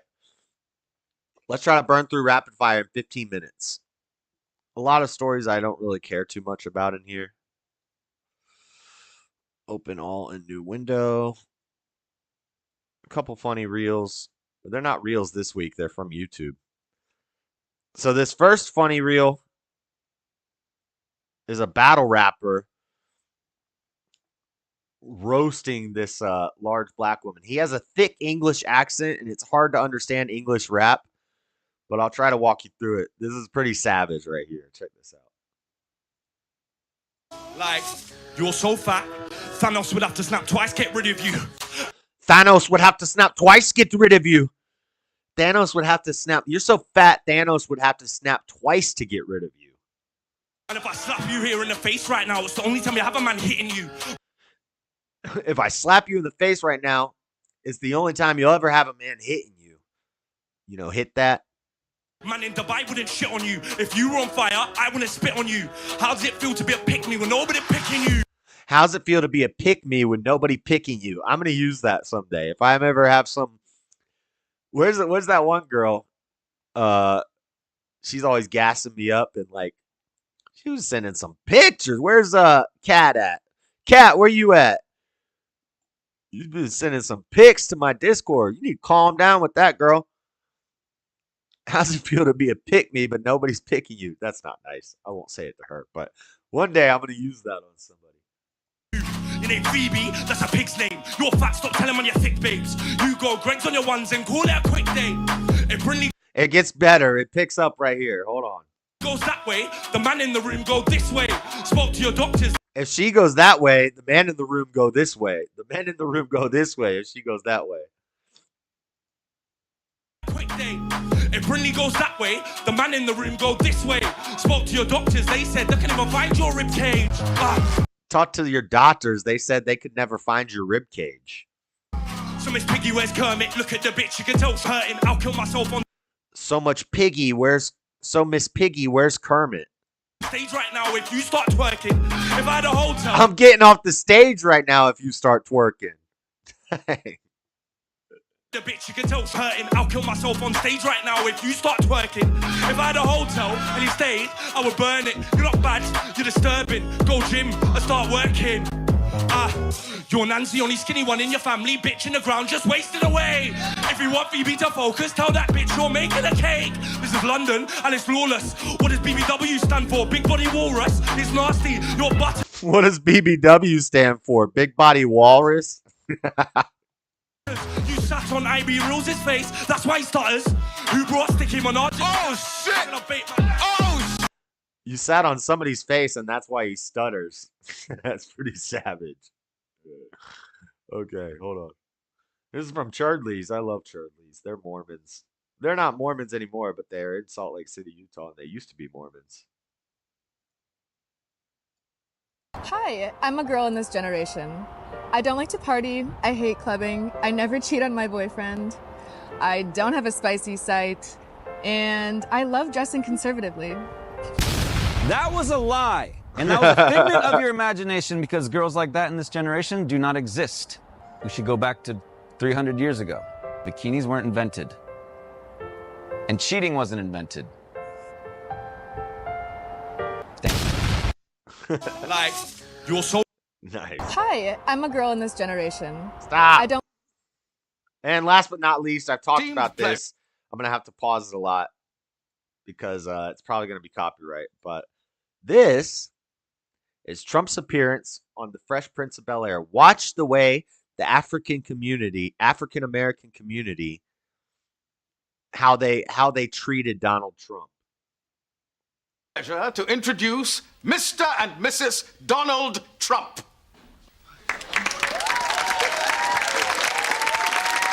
It's the Donald! Oh my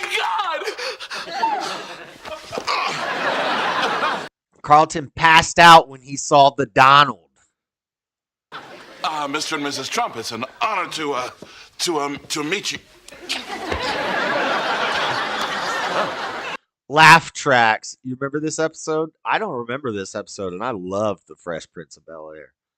Ron said his client had a rich uncle, but Donald Trump. I like keeping a low profile. Hi, Hillary Banks. Hey, Hillary. You know, you look much richer in person. Hillary, the little gold digger. Trump met a Hillary later that he didn't like so much. I didn't like the crooked Hillary. Hey, Mr. Trump. Hey, how you doing? Will Smith. Hey, listen, you are getting a great house here. And this is quite a deal you're getting for it, too. Look, I'll tell you what. Doing another... We got to pause. This clip is hilarious. Trump has been a pimp since day one. I know. Look how much they respect him and they adore him. And Carlton's falling over and they're, we got to shake Trump's hand. Like, this was and this is the black community. This was a show marketed towards African American people and suburban white people, but everybody loved Trump. 50 grand, I cut the grass for you every Saturday. Look, folks, before we go too far, I've got something to tell you. Excuse me, but I've got something to tell you first. And of course, we got the little liberal angry one. But I'm sure this part is going to have to be edited out when the stream finally uploads, because this is going to be copyright, but it'll be cut out of the if you watch later segment. But Thank you for ruining my life. Ashley! What did you do? Everybody's always blaming me for everything. isn't that is that foreshadowing? Everybody's always blaming me for everything. Isn't that interesting? If only he knew what the future would hold. Maybe he did. If you believe the Baron Trump novel, he can see the future. He's a time traveler. What did you do? Everybody's always blaming me for everything. Come on, let's sit down, sign some papers. Mr. Banks, there's been a little mistake. Mr. Trump's nephew grew up at 508 St. Cloud Road. And all this time, I thought our address was 805 St. Cloud Road. It is, Hillary. It's very embarrassing. Apparently, I inverted the numbers. I don't know what to say except... Is that Roy Cohn? Because that looks like Roy Cohn. That might be Roy Cohn. That actually... I didn't show you guys the screen, but when I was reading about him on the Wikipedia, that looks just like him. That might be Roy Cohn, who is the gay guy from the movie, who is dead. He did. I'm sorry. That makes two of us. Well, that's business. Let's go down the street. I brought cash. It's quicker. Nice meeting you all. It's just as well. It's too much of a fixer-upper. All right. Trump on Fresh Prince of Bel-Air. All right. Let's burn through these rapid fire stories real quick. Foreshadowing for show. Faux show. Look, the woke daughter has an early version of the libtard pussy. Yeah. Pretty much. All right, we got some Elon news first. Elon Musk is doing a $1 million giveaway. If you're registered to vote and you put that you're registered to vote on this website, every day until the election, Trump is going to be giving away a $1 million check to a random person. CNN Politics says Elon Musk's daily $1 million giveaway to registered voters could be illegal, experts say. Yeah, go after him. While stumping for former President Donald Trump on Saturday, tech billionaire Elon Musk announced that he will give away $1 million each day to registered voters. The sweepstakes could violate laws against paying people to register. But I know Kamala's doing it. Kamala, a lot of Democrat states are doing this. They're paying people. Every person you get registered to vote, you get like $75. So they're doing it too.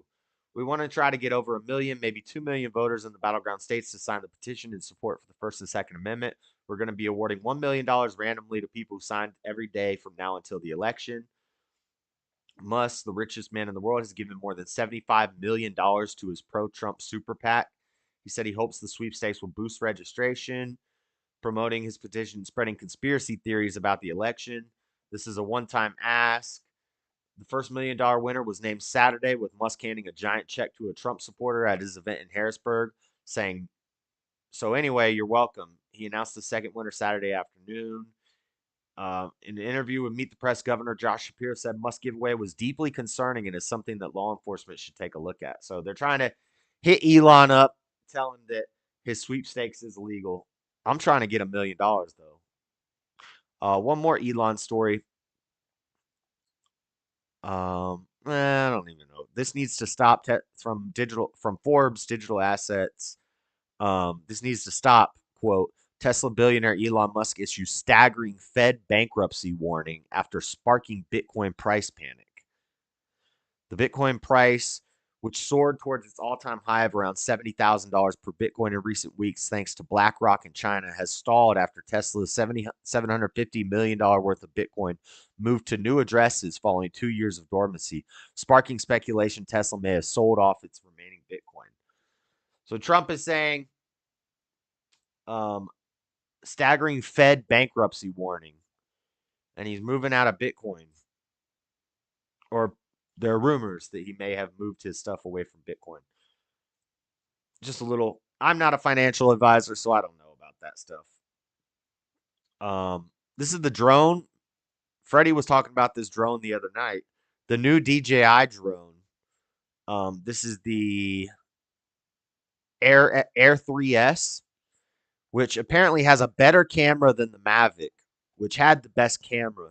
There's the Phantom, and then they came out with the Mavic, which is better than the Phantom and smaller. The Phantom was huge. Now they have the Mini, the Air, but this is the Air 3S, and it's like $1,000, and it's supposed to be the best camera, the best gimbal, the lightest, most compact, most agile, best. This is like the new top of the line drone from DJI. And U.S. Customs is blocking the import of them to America. So they're supposed to be released coming out soon, and they're saying, no, we're not letting these things into America. Because the reason is because the Uyghur Forced Labor Prevention Act. So apparently the Uyghur prisoners are the ones manufacturing these drones. That's where they have the Uyghur Muslims in China. They basically have a concentration camp for Uyghur Muslims, and they're forcing them to do the labor to build these drones. And so we're stopping them coming into America, which I love DJI products. I got with my birthday money. We're going to play with it in the after party, set it up. I got to set up the app on my phone and all that stuff. But I love DJI products. This is from DJI. This is my camera gimbal that I got with birthday money. So thank you guys again for everybody who sent me stuff on the birthday. This will make my videos look more professional. When I get the microphone, I can do. And check this out. This is the cool part. The old model did not do this. So you put your phone in there. It's a stabilizer gimbal. You can do like long shots, panning shots, rotating shots, time lapses, all sorts of cool stuff with this. And it has the extension bar, and the mount comes with it. With the old one, you had to buy an extender and you had to buy a thing to go on the base plate. But anyway, this is DJI. DJI makes good products, but they are a Chinese spy company. Remember, during the George Floyd stuff, the Summer of Love, China sent a whole bunch of free DJI drones to police stations across America. Then when Rittenhouse happened, there was just conveniently a Fed drone right over the spot where it happened watching them. There were probably drones everywhere, but they had drone footage of the Rittenhouse event. And when he ran down the street, they had a drone following him. They had a drone watching him before the conflict started. They had a drone that followed him after he shot them. And I was like, oh, that's probably one of those DJI drones that was sent by China to all the cities while there was rioting going on. And so they're blocking these new DJI drones from coming into America because they're using Uyghur labor to make them. The drone stuff is crazy. Like the mass production of weaponized drones. And then you get into the fact that they're AI controlled, and the AI is getting is way better than letting the AI control it is better than training a bunch of pilots and people to wear headsets. They're AI controlled, weaponized drones being mass produced, probably in the millions of them. And it's going to be a problem. Maybe we'll do a drone deep dive show. We've done lasers. People are like, you're an AI. You sound like an AI alarmist. Well, maybe you're just not paying attention, because I understand that people will program the AI. I get it.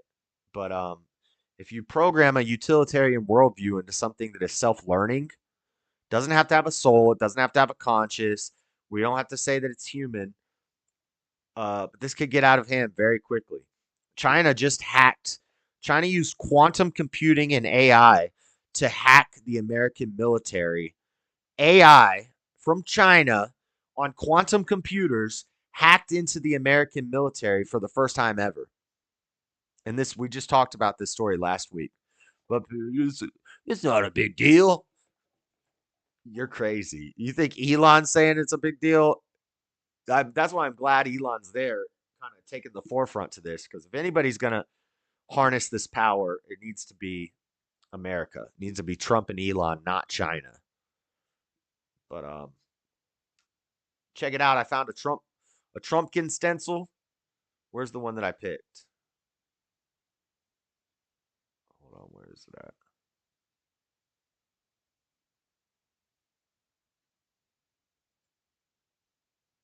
There you go. This is the Trumpkin.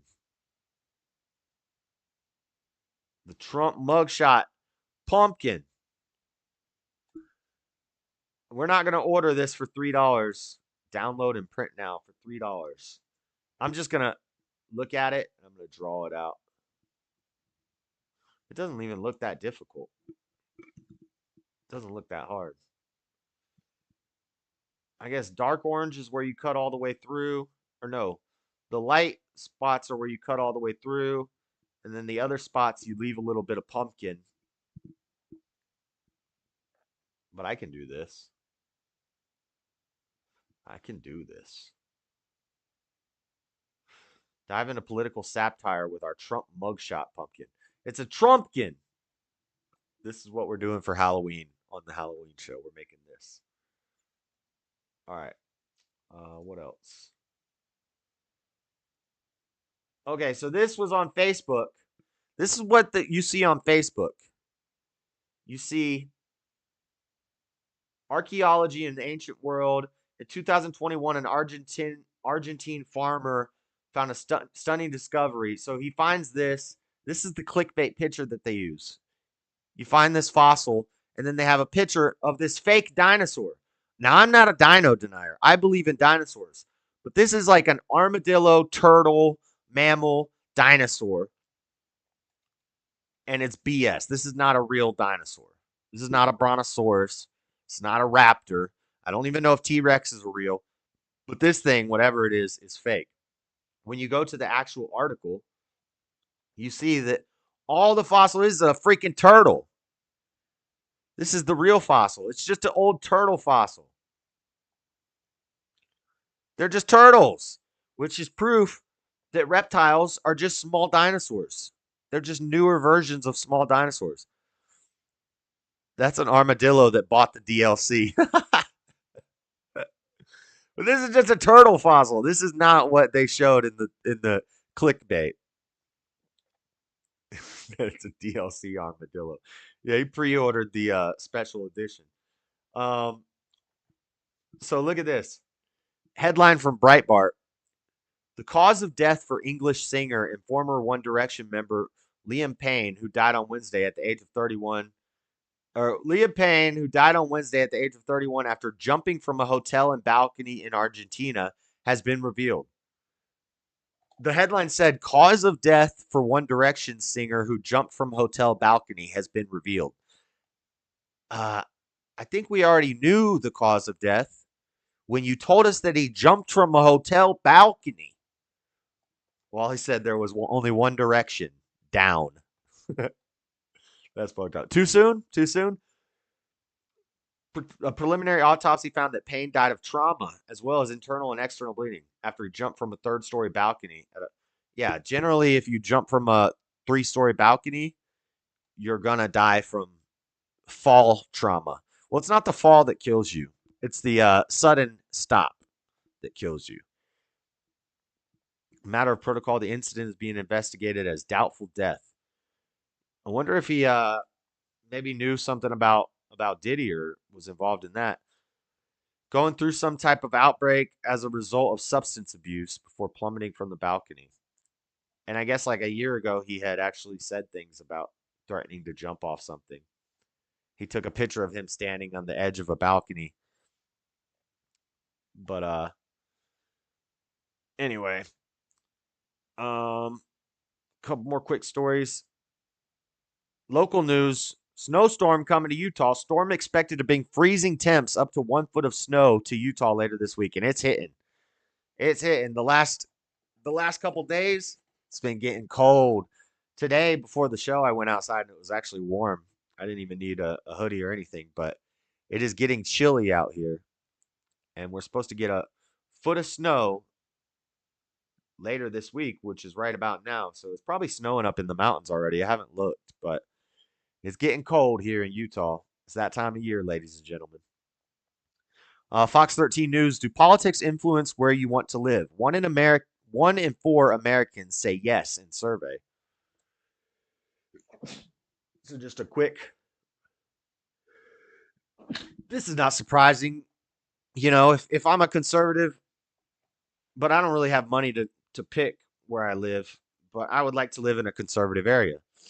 I don't want to live in an all blue Democrat area if I'm a conservative. Nearly 1/4, 23% of Americans in a new survey said local and national politics factor into their moving decisions. Liberal voters, as well as millennial voters, were found to be more likely to find politics more important when choosing where to put their roots. Nearly 1 in 5 Americans in the Realtor.com survey said they'd consider moving due to a lack of local political alignment. What do you guys think?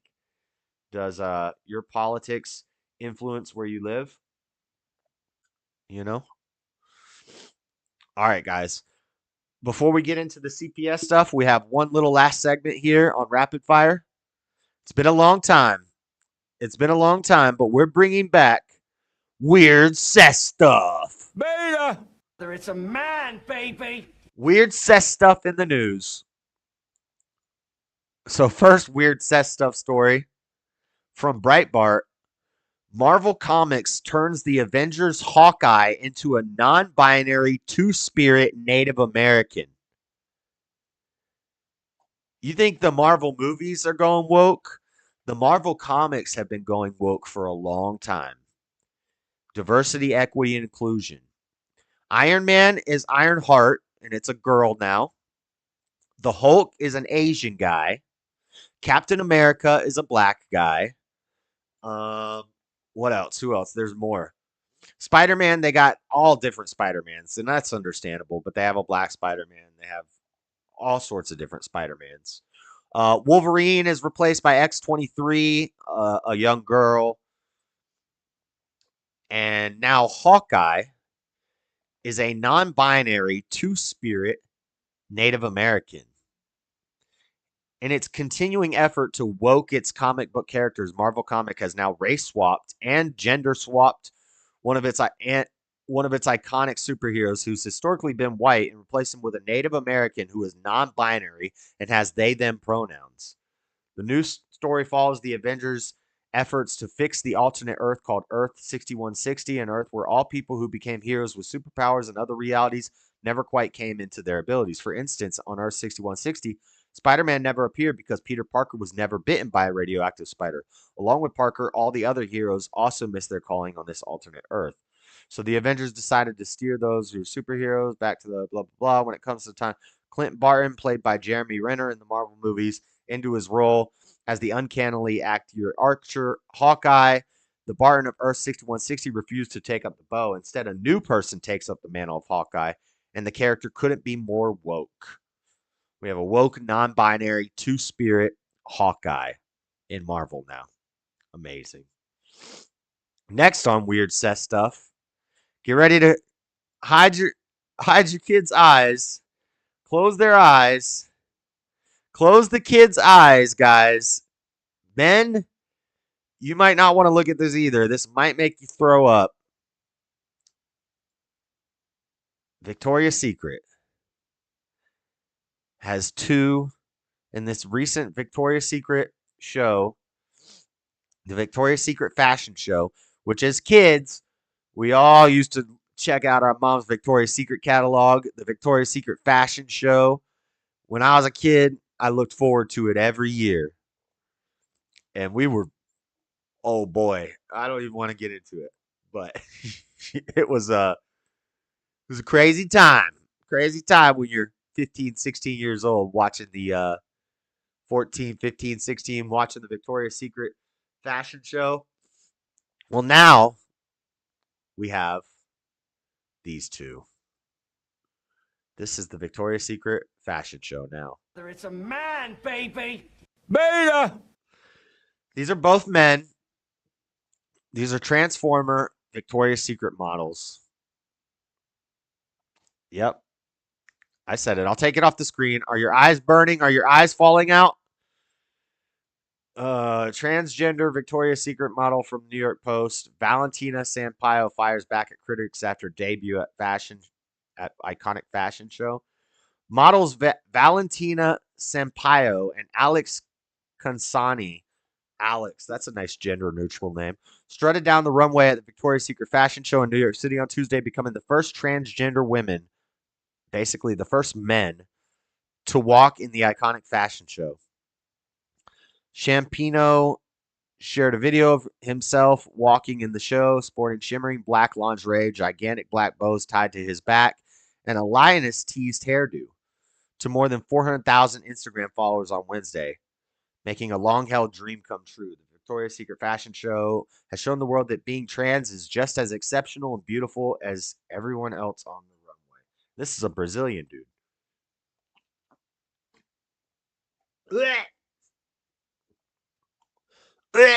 It's a man, baby. Merry Christmas, Happy Schwanza, Happy Hanukkah. There you go, guys. What do you think of that? What do you think of that? Okay. It's Weird Cess Stuff, guys. You want me to get it off the screen? Get it off the screen, Josh. Get it off. Oh, that one's even worse. Oh, my God. Look at okay, this is bad. I'm not even going to keep talking about this. Apparently, Valentino Sampaio fires back at critics. He wasn't too happy about the criticism. Okay, I'm done with this. And that's been Weird Cess Stuff.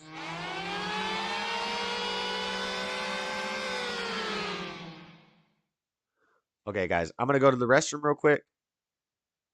Let me find a little video to play, and then we're going to talk about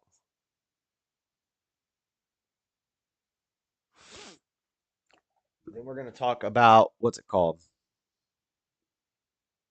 CPS corruption.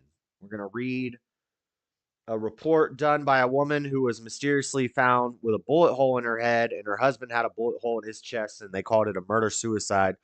And then we're going to talk about a whistleblower, listen to some clips, listen to some horror stories, and try to talk about what could be a solution for, kids that are really in abusive households and need to be taken out. But we're going to talk about the corruption and how we could do it better, how we could run the system better. And I asked Evan and Stubborn One if they wanted to join in the Discord to talk about it. Because they've told me horror stories about CPS. Stop it! I'm cooking dinner. Sorry.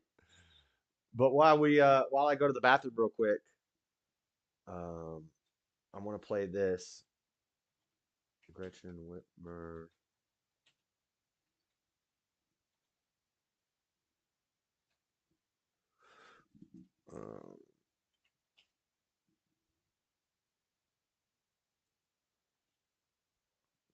How long is this?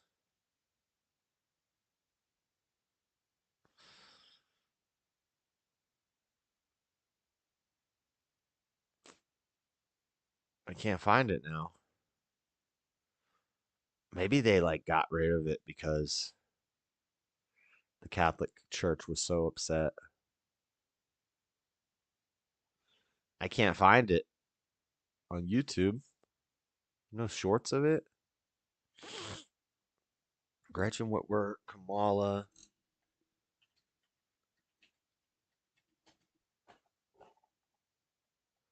I can't find. Oh, here it is.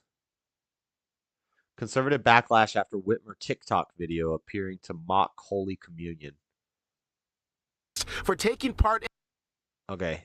You guys can watch this. I'm going to use the bathroom real quick. I'll be right back.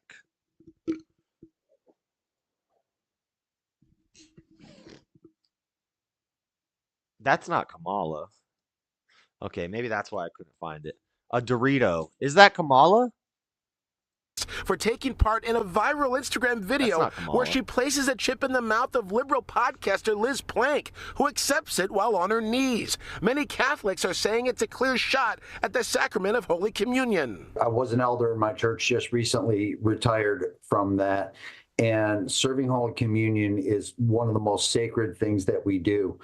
And when I saw that video, I was dumbfounded by what on earth the governor thought that she was doing with that. I mean, it felt to me, and I've heard this from a lot of my friends from around Macomb County here today, who felt that she was mocking Holy Communion. After Plank accepts the chip, the camera moves over to the governor, who's wearing a camo-style Harris Walls campaign hat. Fox 2 requested a statement from the governor's office and have not received one yet. However, Democratic sources with knowledge of Whitmer's participation in the video say it refers to a viral TikTok challenge called The Dilemma, where one person awkwardly feeds a friend of theirs on camera, but Roe isn't buying it. I mean, that's just wrong. And if it were done to any other faith, it would be condemned across the board. But this is what believing Christians take all the time, and we're tired of it. We asked if the situation would be resolved with an apology from the governor. If she sincerely apologized, I believe in forgiveness. I mean, I'm a Christian and I believe in forgiveness. But what we got today was an excuse. And moments ago, we just got this statement with an apology from the governor through her office. It goes, quote, over 25 years in public service, I would never do something to denigrate someone's faith.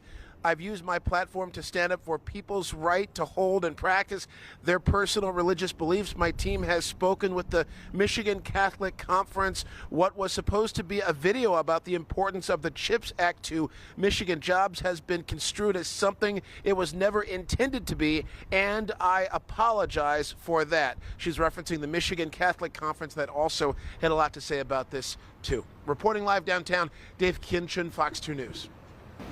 Dave, when something yeah, it's definitely mocking the communion. I don't care what they say. I don't care what Whitmer says. All right, guys, let's get into this last. This is going to be a heavy subject. We're going to read some things. If anybody wants to, you might jump on. Well, I'll go in the Discord. This isn't an open invite. Everybody don't jump in the Discord yet.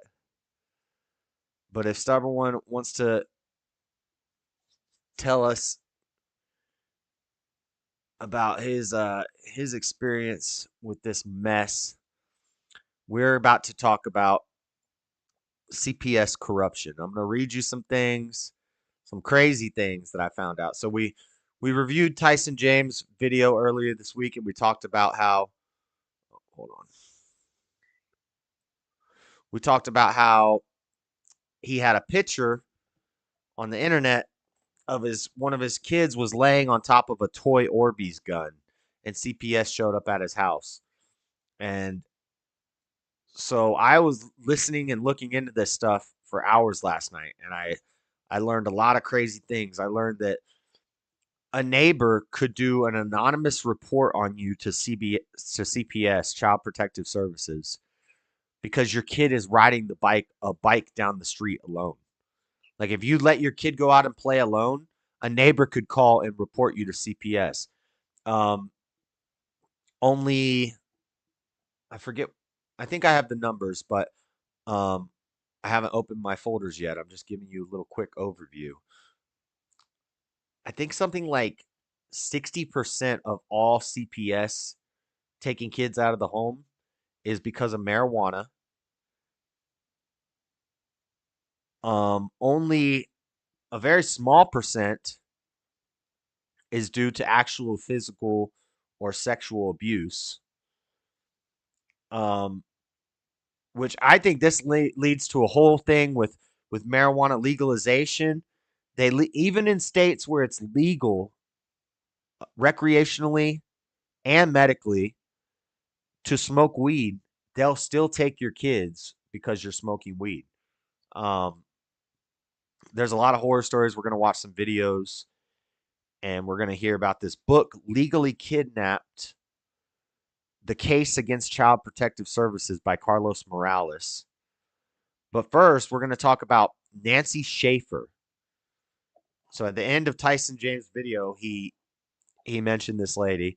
So Nancy Schaefer was an American politician and conservative legislator who served in the Georgia State Senate from 2004 to 2008. She was born in Clayton, Georgia, of German descent. She went to the University of Georgia and the Atlanta College of Art. She received her bachelor's degree from Wesleyan College. She became a prominent conservative political activist in Georgia in the late 1980s.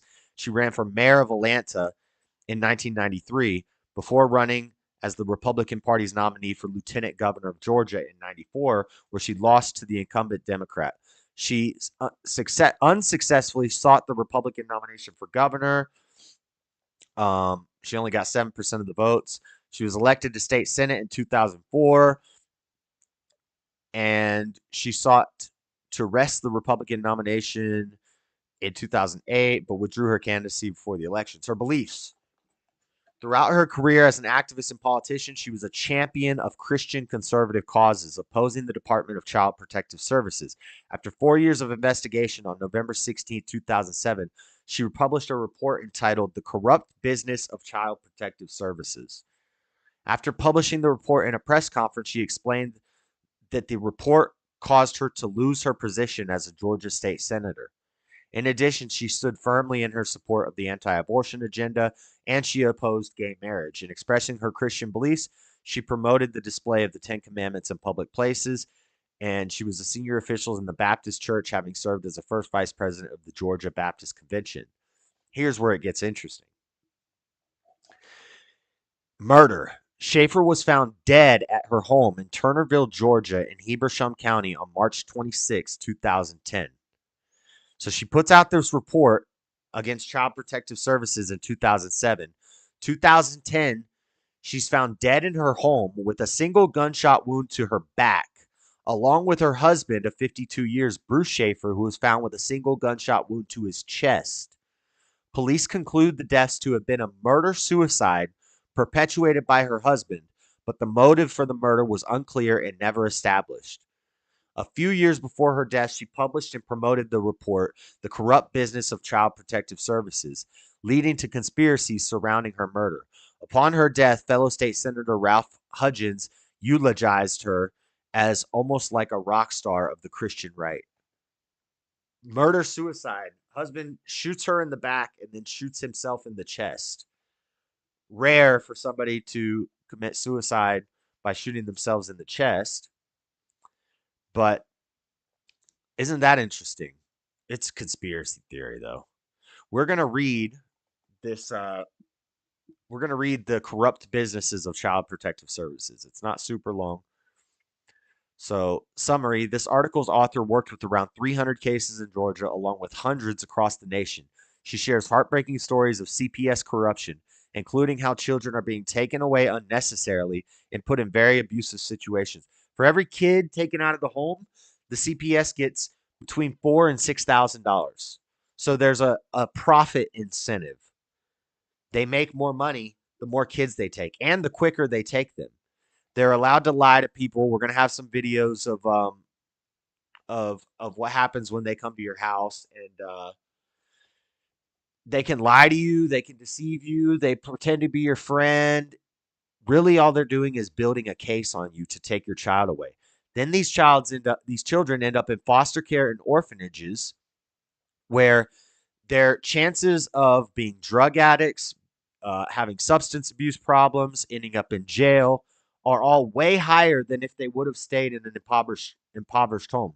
There's numbers on this from this guy, Carlos Morales, that we're about to look into, but there's numbers on all this. But first, we're going to read this report.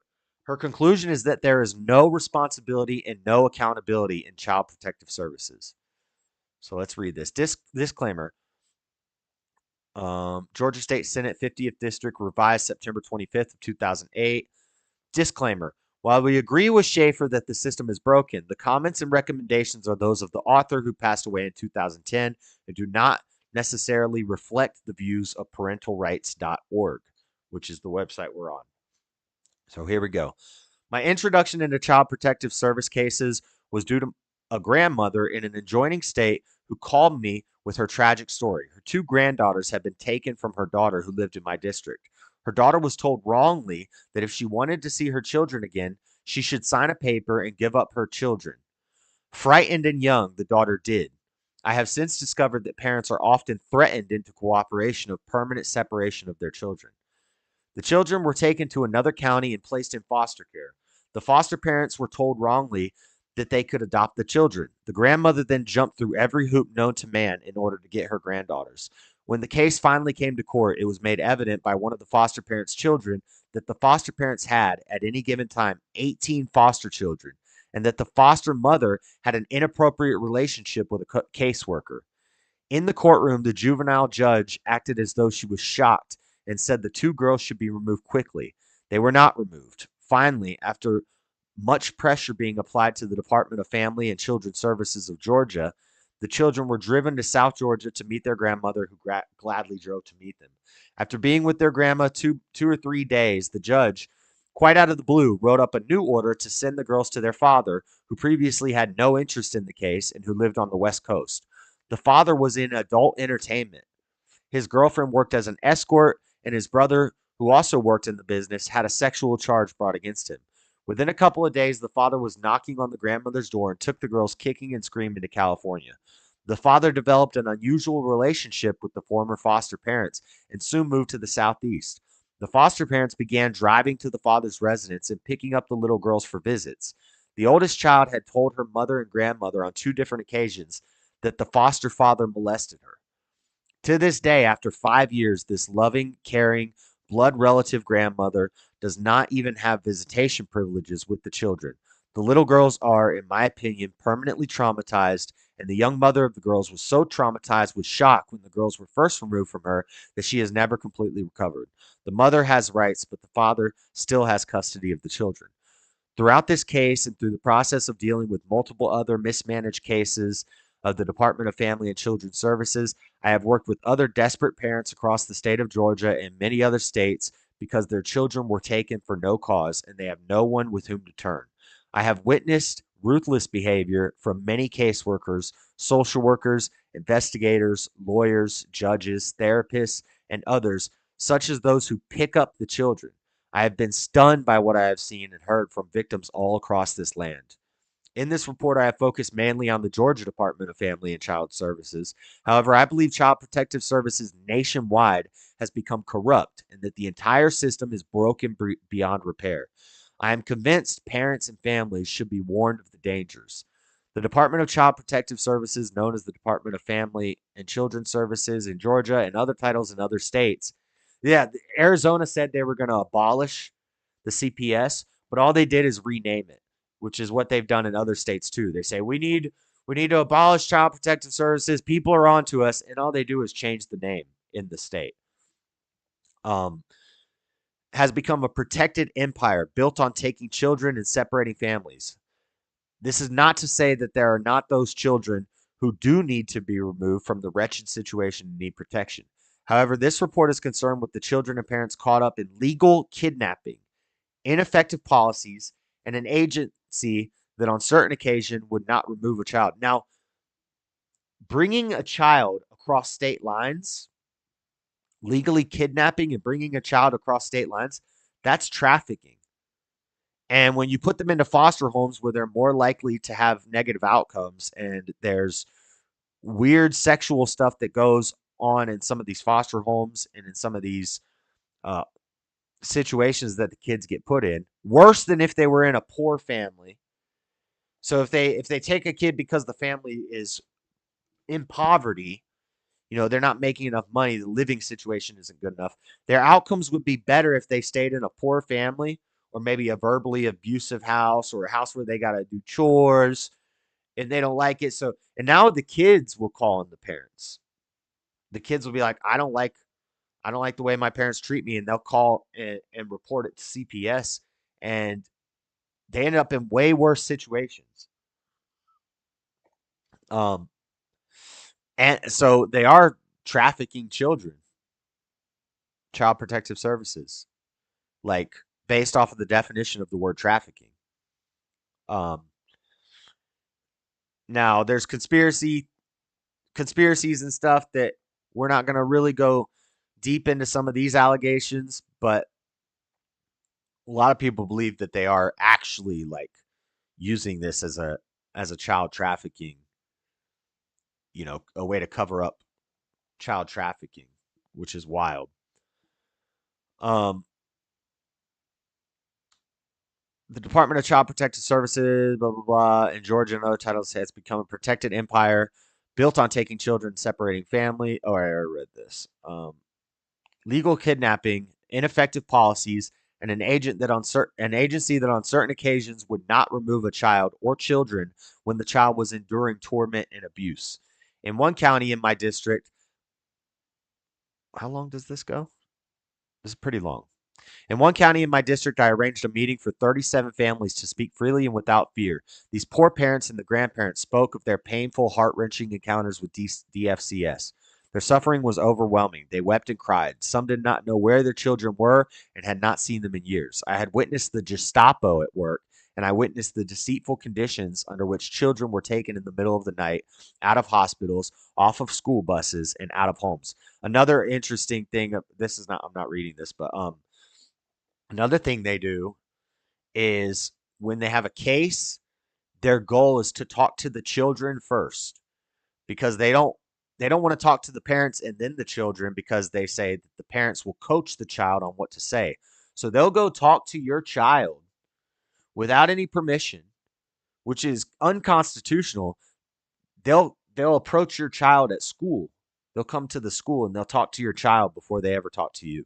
That's one of their tactics.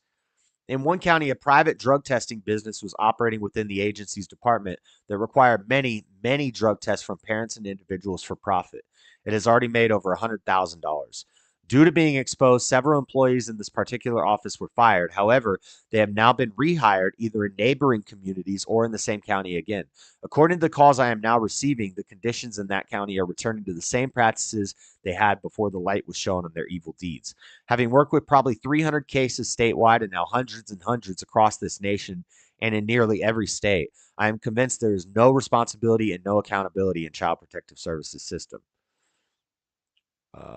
Now we got a bunch of bullet points. I have come to the conclusion. 1, that poor parents very often are targeted to lose their children because they do not have the wherewithal to hire lawyers and fight the system. Being poor does not mean you are not a good parent or that you do not love your child. Facts. Or that your child should be removed and placed with strangers. Facts.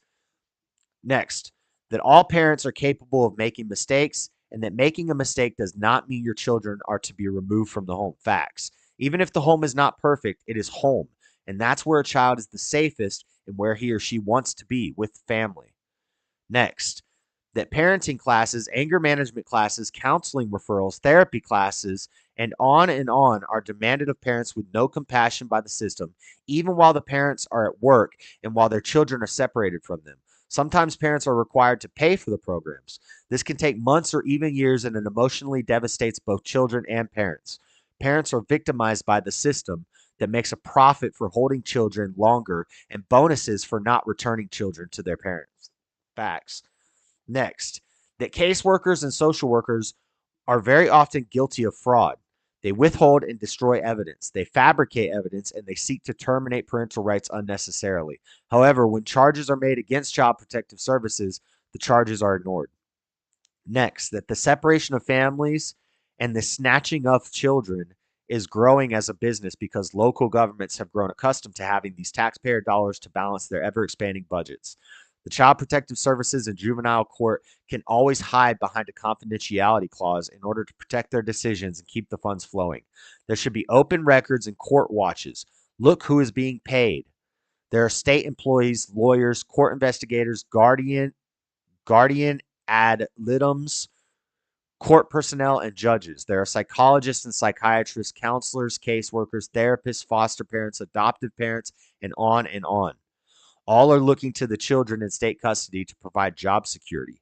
Parents do not realize that the social workers are the glue that hold the system together, that funds the court-appointed attorneys, and the multiple other jobs, including the system psychiatrists, therapists, their own attorneys, and others. What's up, Amanda? Next, that the Adoption and Safe Families Act set in motion first in 1974 by Walter Mondale. Walter Mondale? Whoa! We've gone full circle. Walter Mondale is the guy that the last Democrat that didn't show up to the Al Smith dinner. I didn't read this full thing yet. This is my first time reading this in its entirety. We have a second, we've gone full circle in the show. We've gone full circle. That's awesome. The Adoption and Safe Families Act set in motion first in 1974 by Walter Mondale and later in 1997 by President Bill Clinton. Oh, Clinton, he murdered a guy. Offered cash bonuses to the states for every child they adopted out of foster care. In order to receive the adoption incentive bonuses, local Child Protective Services need more children.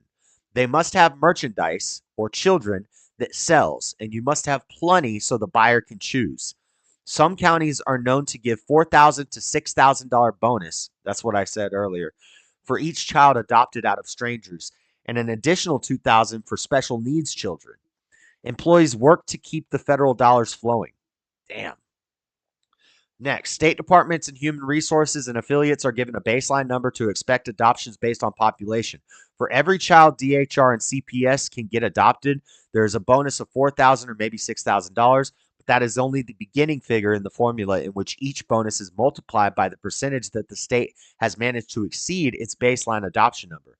Therefore, states and local communities work hard, and this is also why foster homes and orphanages are so overcrowded, because it's not all, if it was just women who were like, I can't take care of this child, I need to give it up to adoption, I don't want to get an abortion, abortion's illegal, I got pregnant out of wedlock with a loser, I'm a loser, I opened my legs to a loser, and now I'm pregnant, I don't want to raise this kid, so I'm going to put it up for adoption. I respect that more than I respect a woman that's going to murder the baby.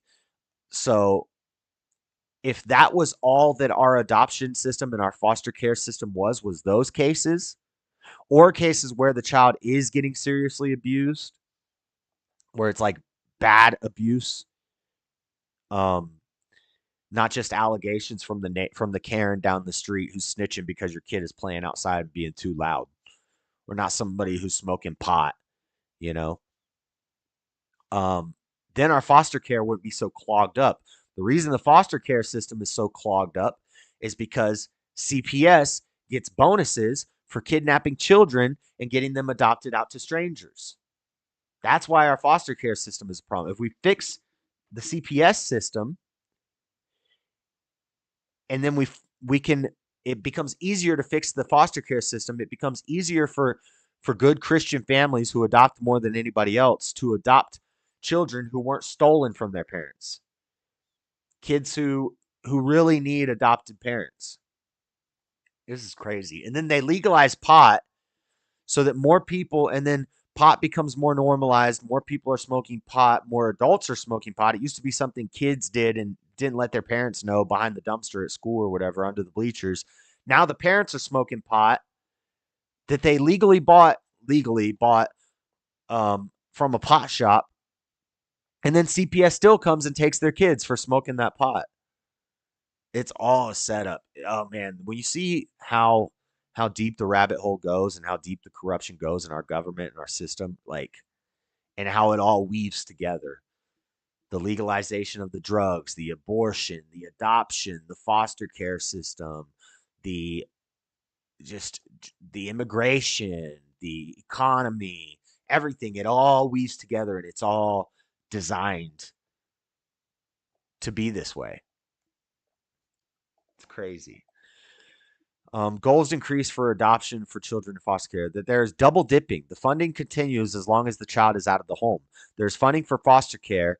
Then when a child is placed with a new family, then adoption bonus funds are available. When a child is placed in a mental health facility is on 16 drugs per day, like 2 children of a constituent of mine, more funds are involved, and so is Medicaid. Medicaid. As you can see, this program is ordered from the very top and run by Health and Human Resources.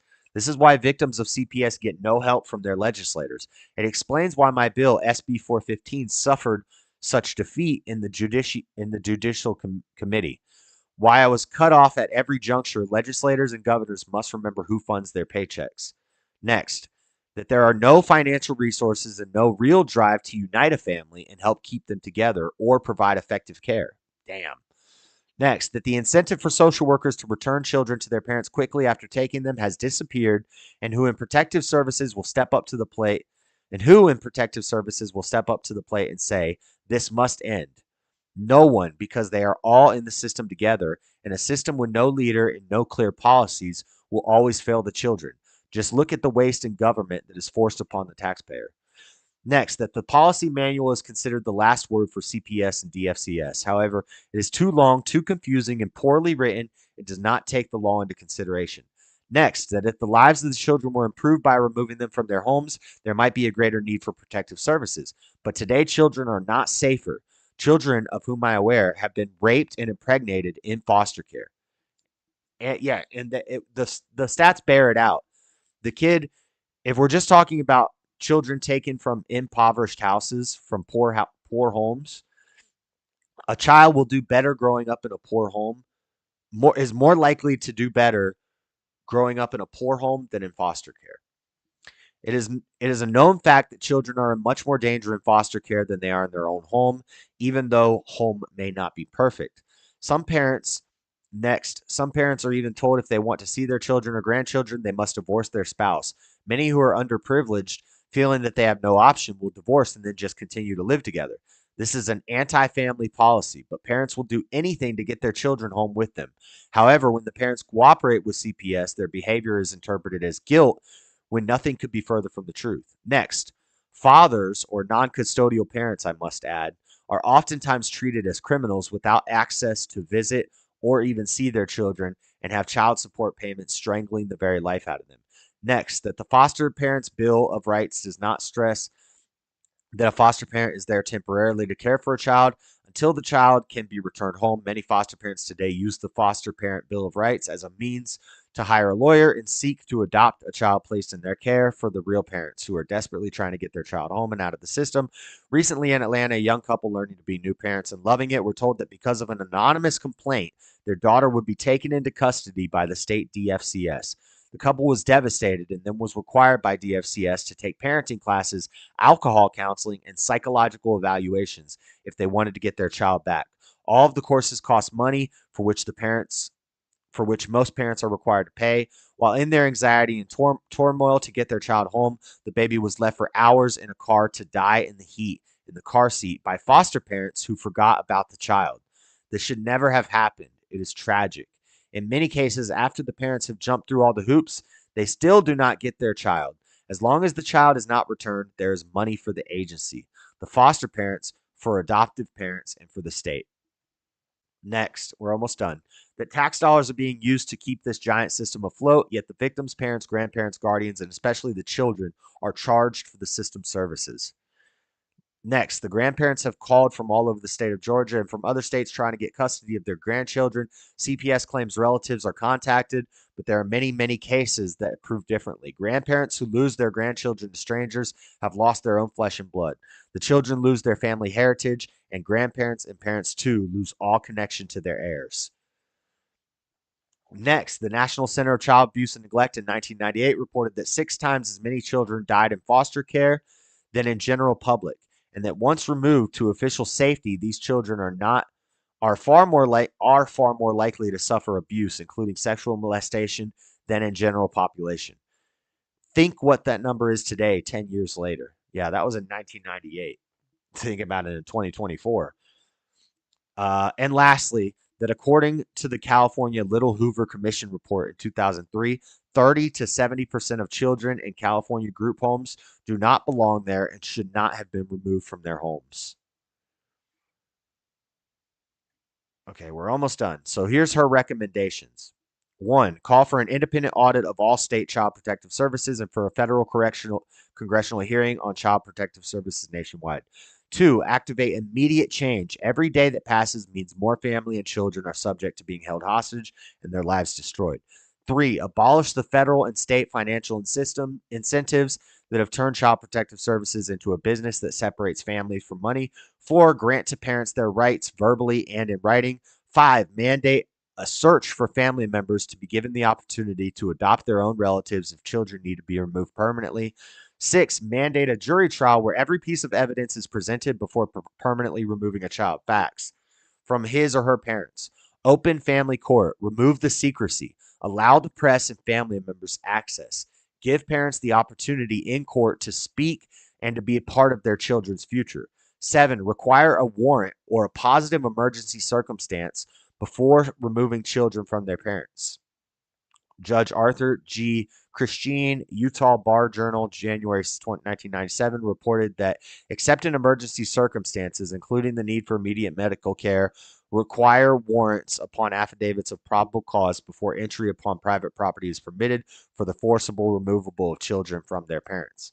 And 8, uphold the laws when someone fabricates or presents false evidence. If a parent alleges fraud, hold a hearing with the right to discovery of all evidence made available to the parents. And final thoughts before we watch some of these videos. Josh, I sent you a link to an article, U.S. Marshals report showing most of the children they recover from trafficking are missing from foster care. Wow. So they could be runaways, but they probably wouldn't have ran away if they hadn't been taken from their parents. You sent it to me on Facebook? Okay. I'll look at this in a minute. Let me read the final remarks. On my desk are scores of cases of exhausted families and terrified children. It has been beyond me to turn my back on these suffering, crying, and beaten down individuals. We are mistreating the most innocent. Child Protective Services has become an adult-centered business to the detriment of children. They also have adult protective services, by the way, for the mentally ill adults who aren't considered self-whatever. They're still in the care of somebody, so they have adult protective services. No longer is judgment based on what the child needs or who the child wants to be with or whom, or what is really best for the whole family. It is some adult or bureaucrat who makes the decision based often on just hearsay, without ever consulting a family member, or just what is convenient, profitable, or less troublesome for the social workers. I have witnessed such injustice and harm brought to so many families that I'm not sure even if I even believe reform of the system is possible.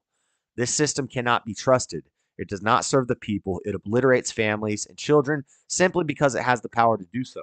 Children deserve better. Families deserve better. It's time to pull back the curtain and set our children and families free. Speak up for those who cannot speak for themselves, for the rights of all who are destitute. Speak up and judge fairly. Defend the rights of the poor and the needy. Proverbs 31, 8, and 9. Based woman. And 3 years after making this report, she died in a strange murder-suicide where her husband shot her in the back and then in her chest with absolutely no motive. Now we're going to talk about this book, Legally Kidnapped, The Case Against Child Protective Services. This is This is how it works. This is written by a guy named Carlos Morales. So I listened to this 40-minute podcast. I watched a bunch of his videos and stuff that he said. You have to understand this guy is a anarchist, atheist, and he may have biases, but he claims to have worked with Child Protective Services, and he wrote this book, Legally Kidnapped, and he has a lot of stats and a lot of facts, and he spent a lot of time looking into it. He does have a bias against all government in general. This is the type of guy that would say, abolish CPS, but legalize drugs. Whereas, and this is how you know that I'm not some radical authoritarian. I'm just a little more authoritarian than a libertarian. I would say, figure out a way to reform CPS, change CPS, make it better. Maybe you just abolish CPS and then build something different from the ground up. Because it is necessary. There are kids that really shouldn't be with those parents. Some people just should not be allowed to have kids. I do believe that. But also make the drugs illegal. Make the pot illegal. The whole legalizing pot is just a scam so they can take your kids and take your guns.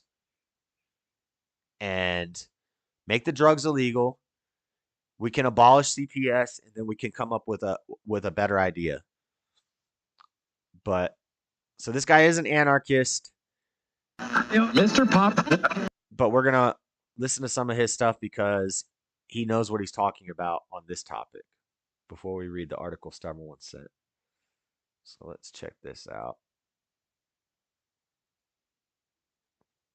Mr. Pop. Look at this quote: "The state must declare the child to be the most precious treasure of the people. As long as the government is perceived as working for the benefit of the children, the people will happily endure almost any curtailment of liberty and almost any deprivation." Who do you guys think said that quote? Who do you think? Let's take some guesses in chat before I play it. Who do you guys think said that quote? Where's that quote from? The state must declare the child to be the most precious treasure of the people. As long as the government is perceived as working for the benefit of the children, the people will happily endure almost any curtailment of liberty and almost any deprivation. Who do you guys think said that? Since the chat is a little behind, maybe some answers will pop in here in a second. I don't know if anybody's going to get it right.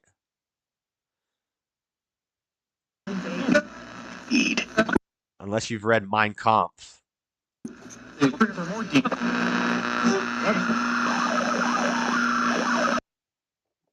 That's right. Adolf Hitler said that in Mein Kampf. They don't want you to know what's going on. Because if you did, you would rebel. You would fight back. What I present is not good news. It will shock some and anger many. But it is necessary to help the past, present, and future victims of an agency which is... CPS takes child after mom gets a second opinion. And this is why... So, it's possible to have an in-home childbirth and to not take your kid to the doctor to get all these vaccines when they're born. Oh yeah, we didn't. I didn't. I was gonna talk about that story, Stubborn One. Because speaking about children and vaccines, and if you don't take your kid to the hospital, if you have a in-home birth, you take your kid to you don't take your kid to the hospital to get all their vaccines, CPS will show up at your door. They'll want to take your kids. But then if you take them to the doctor and get the vaccines because you're scared of CPS taking the kids, you get a story like this. Let me find this one real quick.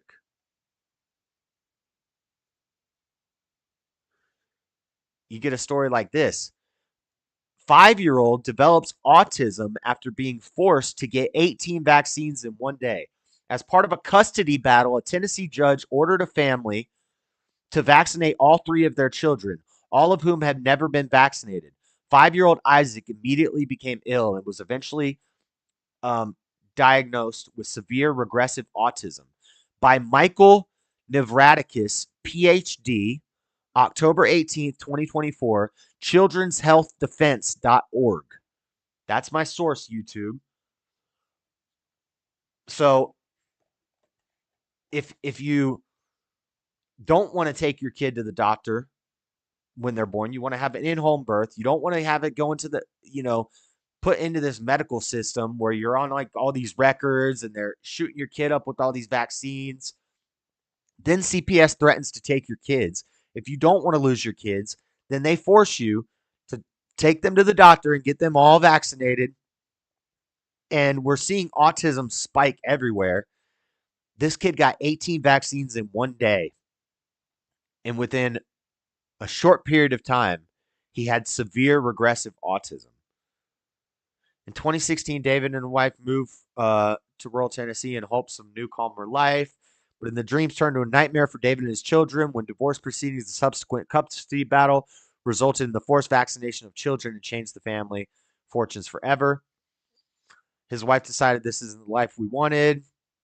When Tennessee Judge Todd Burnett pulled up the vaccine issue after discovering the couple's children were unvaccinated and forced the parents to vaccinate their children. Eben's 2 older children, daughter, were spared significant adverse events following the vaccination, but his youngest son, Isaac, wasn't so fortunate. After receiving 18 vaccines in one day, Isaac developed severe regressive autism. Today, he requires round-the-clock care. This is freaking ridiculous, dude. And, that's not a CPS issue. That's a custody battle between 2 people who are getting divorced. But I've heard stories about how if you don't get your kid vaccinated, then CPS comes knocking on your door. Ripped families apart for decades. I'm talking about Child Protective Services, and I was one of their foot soldiers as a CPS investigator. Presently, there are over 400,000 children in out-of-home care and in the protection of this organization, and therefore I find it imperative to come out and expose the truth about what they are in order to atone for my sins. As an investigator, I was guilty of working for an organization that has hampered freedom throughout the United States and has caused millions of parents to live in fear. You know this lady's a Kamala voter. I was guilty of working for an agency that has done a vast percentage of child removals are for parental marijuana use, and this is even in states where it's legal. Colorado, Oregon, Washington, they'll still take your child for pot use, even if pot is legal. more. Or alcohol abuse, even when alcohol is legal. They come and they search your house. They're looking for liquor bottles. And then they'll lie to you. They'll butter you up and they'll act like they're your friend. They're building a case on you. To carry out the war on drugs and the war against child abuse. I'm guilty for working for an agency that was directly funded more for every child that was taken from a parent that treated. Granted $4,000 to $6,000. This is in 1997. With inflation, that's probably more than that now. Children as a product that was abused physically, sexually. Foster children are 6 times more likely to die of medical neglect, physical abuse, and or sexual abuse in CPS care than poverty-stricken children. 6 times more likely to suffer these things in foster care than in a house of a poor family. And emotionally, I'm guilty of working for Child Protective Services. Through insight, historical analysis, experience, and interviews with top attorneys, family court judges, and victims, you will be exposed to the truth about what Child Protective Services is, and more importantly, the most thorough explanation of what to do if Child Protective Services comes after you and your family that has ever been produced. So he's the writer of this book, Legally Kidnapped. Legally Kidnapped, The Case Against Child Protective Services is a radical book at its core. It seeks to strike the root of the problem rather than feverishly vying for compromise. This book is a journey inside the agency that has carelessly and often unnecessarily disrupted families throughout the country. With over 400,000 children in the United States currently in the custody of this organization, it is imperative to explore the true intentions and motives behind its work. This is a book about Child Protective Services assembled by the former CPS investigator who has worked to expose the agency. It is dedicated to the past, current, and future victims of an agency which has hurt parents and children time and time again. Though it may seem extreme, the information divulged to you is backed by facts and experience. So here's some quotes from the book.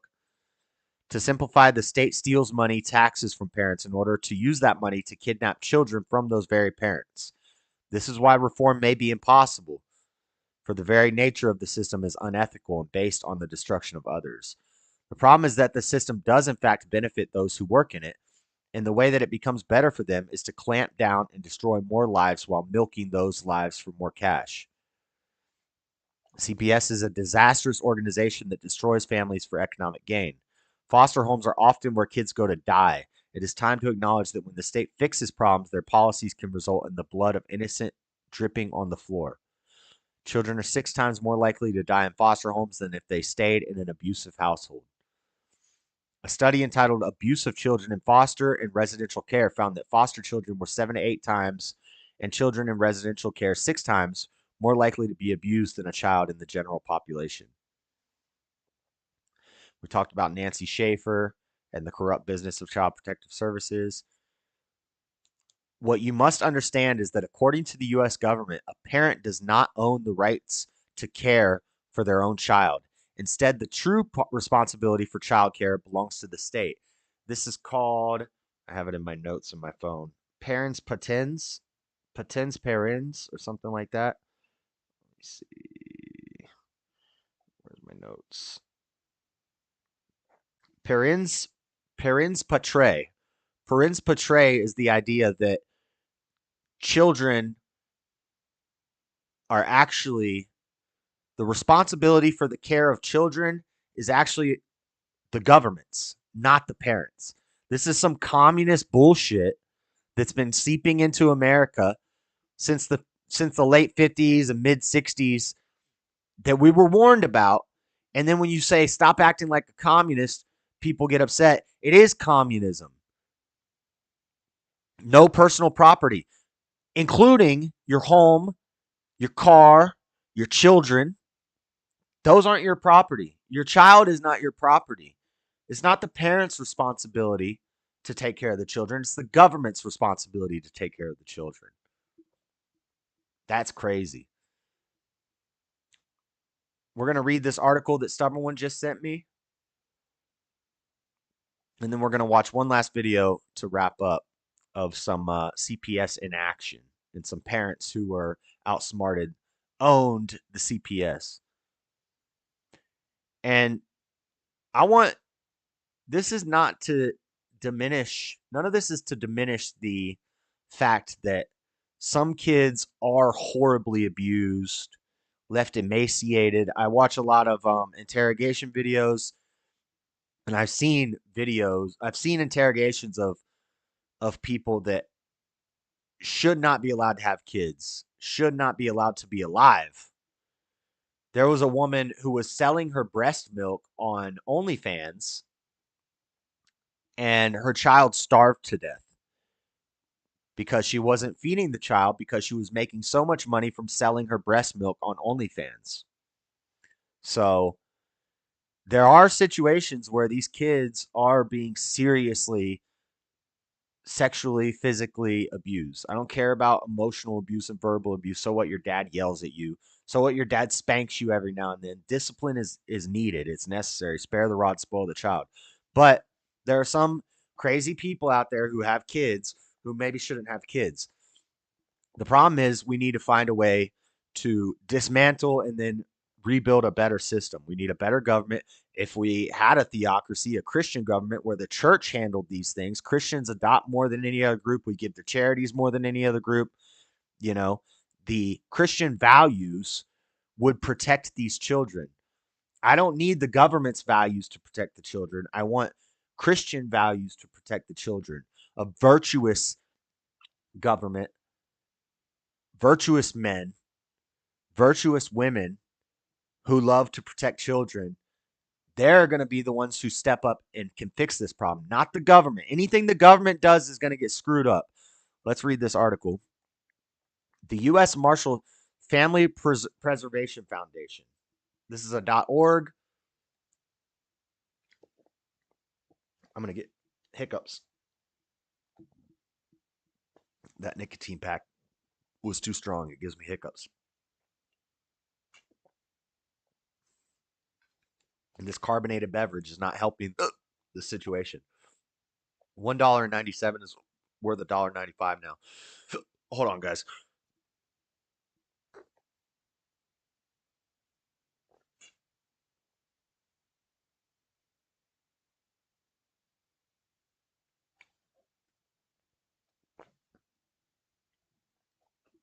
I'm sure some liberal will call this a not valid source, but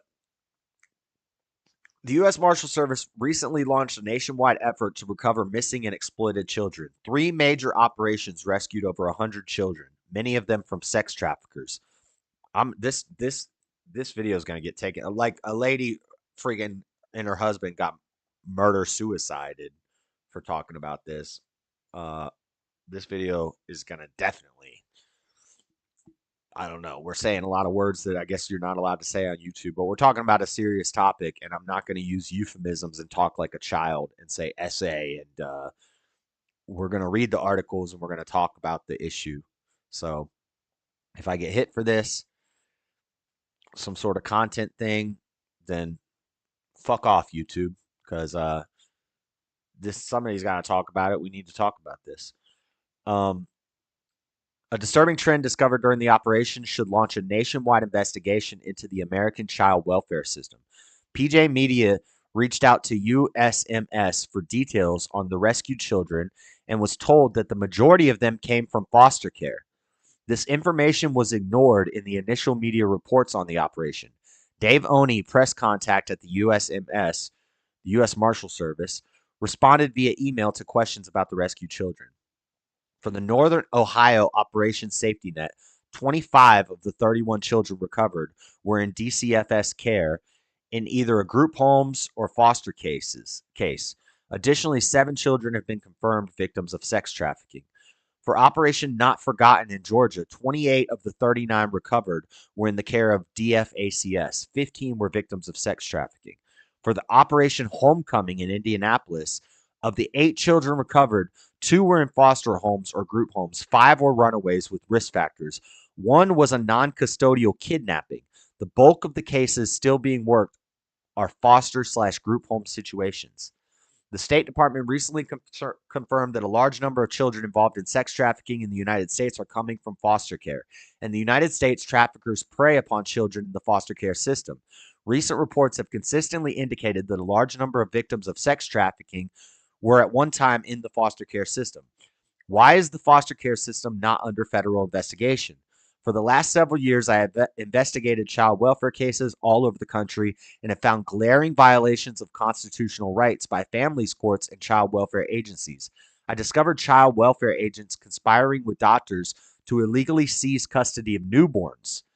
PJ Media columnist Jeff Reynolds and I exposed disgusting living conditions in foster care group homes and incidences of horrific abuse that led to the murders of children in the system. Child welfare departments have been found to remove children regularly without cause from good parents who struggle with health issues or addiction to put them into homes of actual abusers. Social workers have been caught mocking parents' rights online and modeling professional kidnapper t-shirts, lying to judges to intentionally keep children illegally and actually abusing children themselves. Social services agencies regularly get sued and lose huge amounts of money for endangering children and violating rights. What more will it take to convince the powers that be that there is a serious problem in our child welfare agencies? If you're not a subscriber to Vibe, I encourage you to sample this week's free show. Survivor of foster care, with an interview with a survivor of foster care system. Juana's story is a tale of incredible hardship and pain. She was trafficked through 82 foster homes through 2 states where she suffered rampant sexual abuse.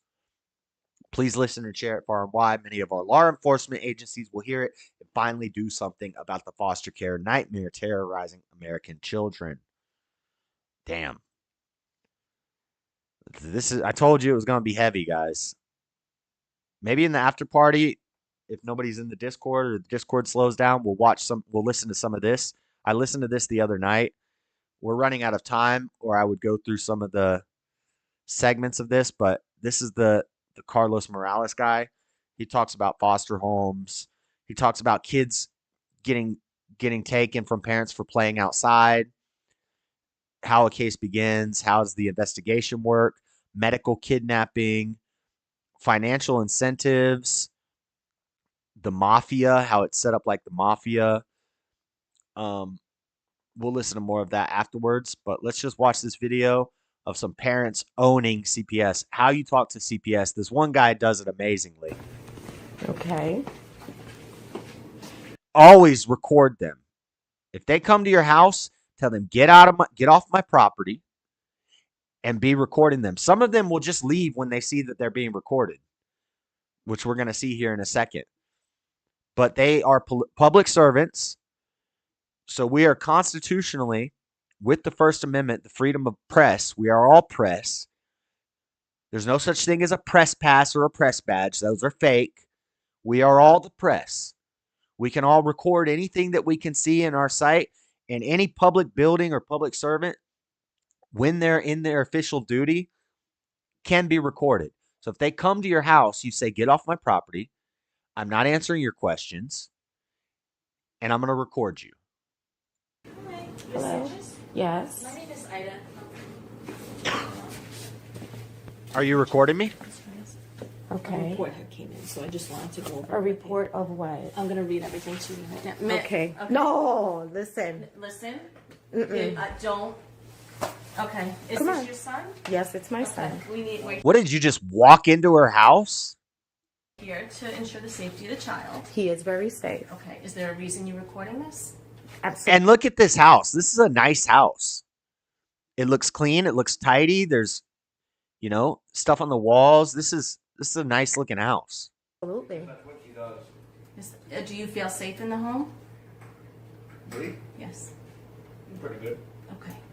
There's more about me than. Okay. When you're ready, I mean, we could proceed. I'll read to you what came in. You can do it now. I'm not doing it now. Then we can't do this. Okay. Because I don't Let me have. call No, my no, no. phone Wait. number for you. Let me tell you. What's your name again? Ida Okay. What's your last name? Santos. All right, Miss Santos. I've been dealing with CPS for 4 years. I'm actually in the process of filing a mega $1 million lawsuit against CPS. You're aware that when a report comes in, I'm aware of we have to exactly come out what and you go need over to the do. allegations with I'm you. exactly. So why don't you read the allegations I'm to not me? doing it this way. I'm not doing it this way. Fail. You're not doing it because you're on camera? So how do you want to do it? Because You don't want to be misleading and deceptive so that you can steal a kid from the home while you're on camera, maybe? this is the only way it's going to get We done. can speak, or if you would like to come to the office. If you I have am an not attorney, going anywhere. You could come to the No, office on no, Monday. no. I am not going anywhere.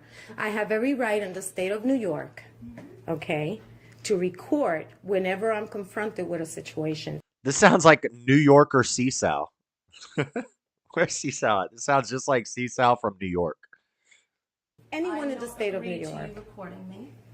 It doesn't matter. The state of New York allows, so you All right, know, so you do not since wanna you're with proceed CPS, with- excuse me, So do you not since wanna you're with proceed CPS, so you know, the state of New York allows for any individual in a two-party situation isn't why I'm to here, record. ma'am. I'm So here then to tell check me on why the you're safety here. of your child. My son is Especially in her house. Maybe it's not in her house. Maybe it's in the office. No, she said come down to the office, but this looks like a corner office. very safe. Oh no, this is her house.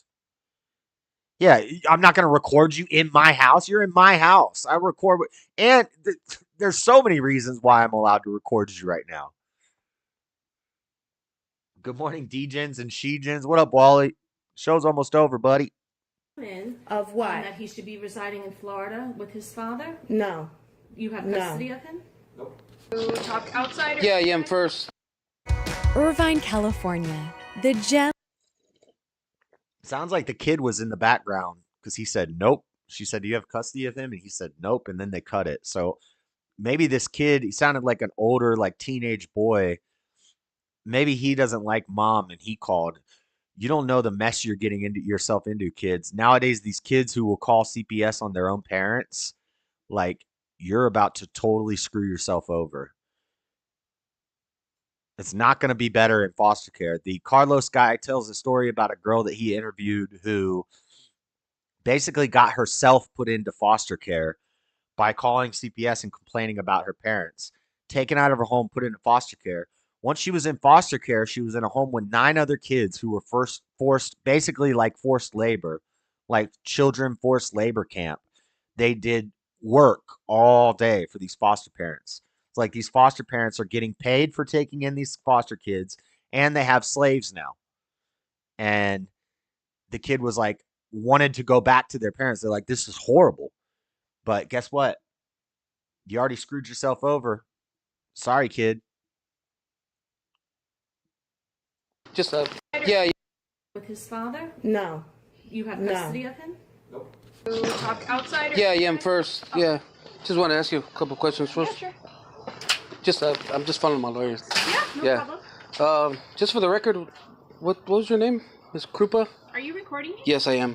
California Penal Code 148, Section G. I can't allow you to do that. Yeah, it's. You can't allow him to do California that. Penal Code 1 Section. You can't allow him to record you at his house on his front porch when you're a public servant? That's interesting. 48G lets I me. can't allow you to. While you're in your official capacity, I have Official the right capacity. as being a public So if you're citizen. Yes. So if you're gonna record me, then I have to leave. Oh, okay. All right. Okay. Bye. Alrighty. Yeah. Thank you. It's nice seeing you. You see that? That's how easy it is. Just come out with a camera, and some of them will just leave. Now, if everything was on the up and up, why would a public servant in their official capacity doing a government job, doing something that should be considered right? This is the right thing to do. These kids are in a bad situation. We need to save them. We're working for the government. We're in our official capacity. We're doing what's right. Why would you be ashamed and not want to be recorded? People only don't want to be recorded doing something when they're doing something they shouldn't be doing. I didn't have a perfect childhood, but it was way better than foster care. Right. Now these spoiled kids nowadays like, I'm going to call CPS. Go ahead and call them. If I was a parent and my kid threatened to call CPS on me because I spanked them or something, I'd be like, okay, well, you're about to get spanked again for saying that. And then I want you to call them. Actually, call them.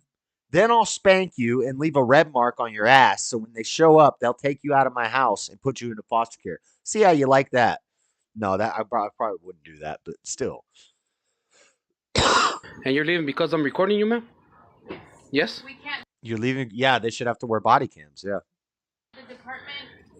But you know, California Penal Code Section 148, subsection G, says I have the That's fine. And, I have the right to record you. To record me, I'm letting you know that Yeah. I'm not giving you permission. And do your research. Have the penal codes so you can drop bombs like this dude is. Okay. So that's fine. Okay. Well, which doesn't matter because you're a public official. You know that, right? You know, that's the law. I'm just going by the law. Just like you guys going by the law. I'm gonna give you permission to search my house, maybe. That's constitutional law. Depending on if you answer the questions. Look at the walk of shame. The walk of shame. Walk of shame. Bye. Can I get your supervisor's name? Is that Enzo? What is it? Yes, I do.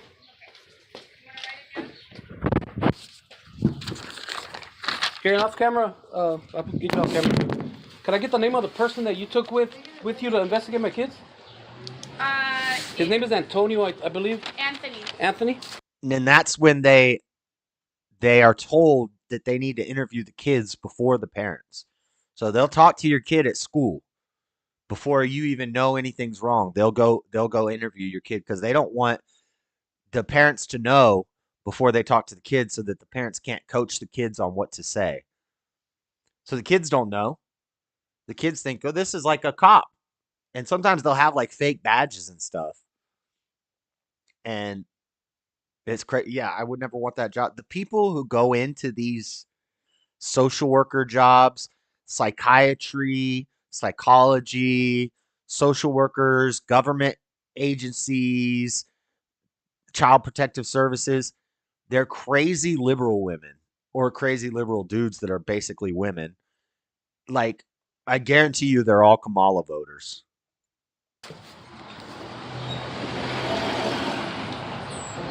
Anthony? Fayhair? Fayhair? Yes. Do you know spell it? Feher. My supervisor's name is Beth. Okay, I don't think there's any more here. E73465. All right, thank you. Kids' lives matter. Yeah, screw Black Lives Matter. Kids' lives matter. So, what's your name and badge number? Both y'all. Recording as well. Officer Mize, Good. 112.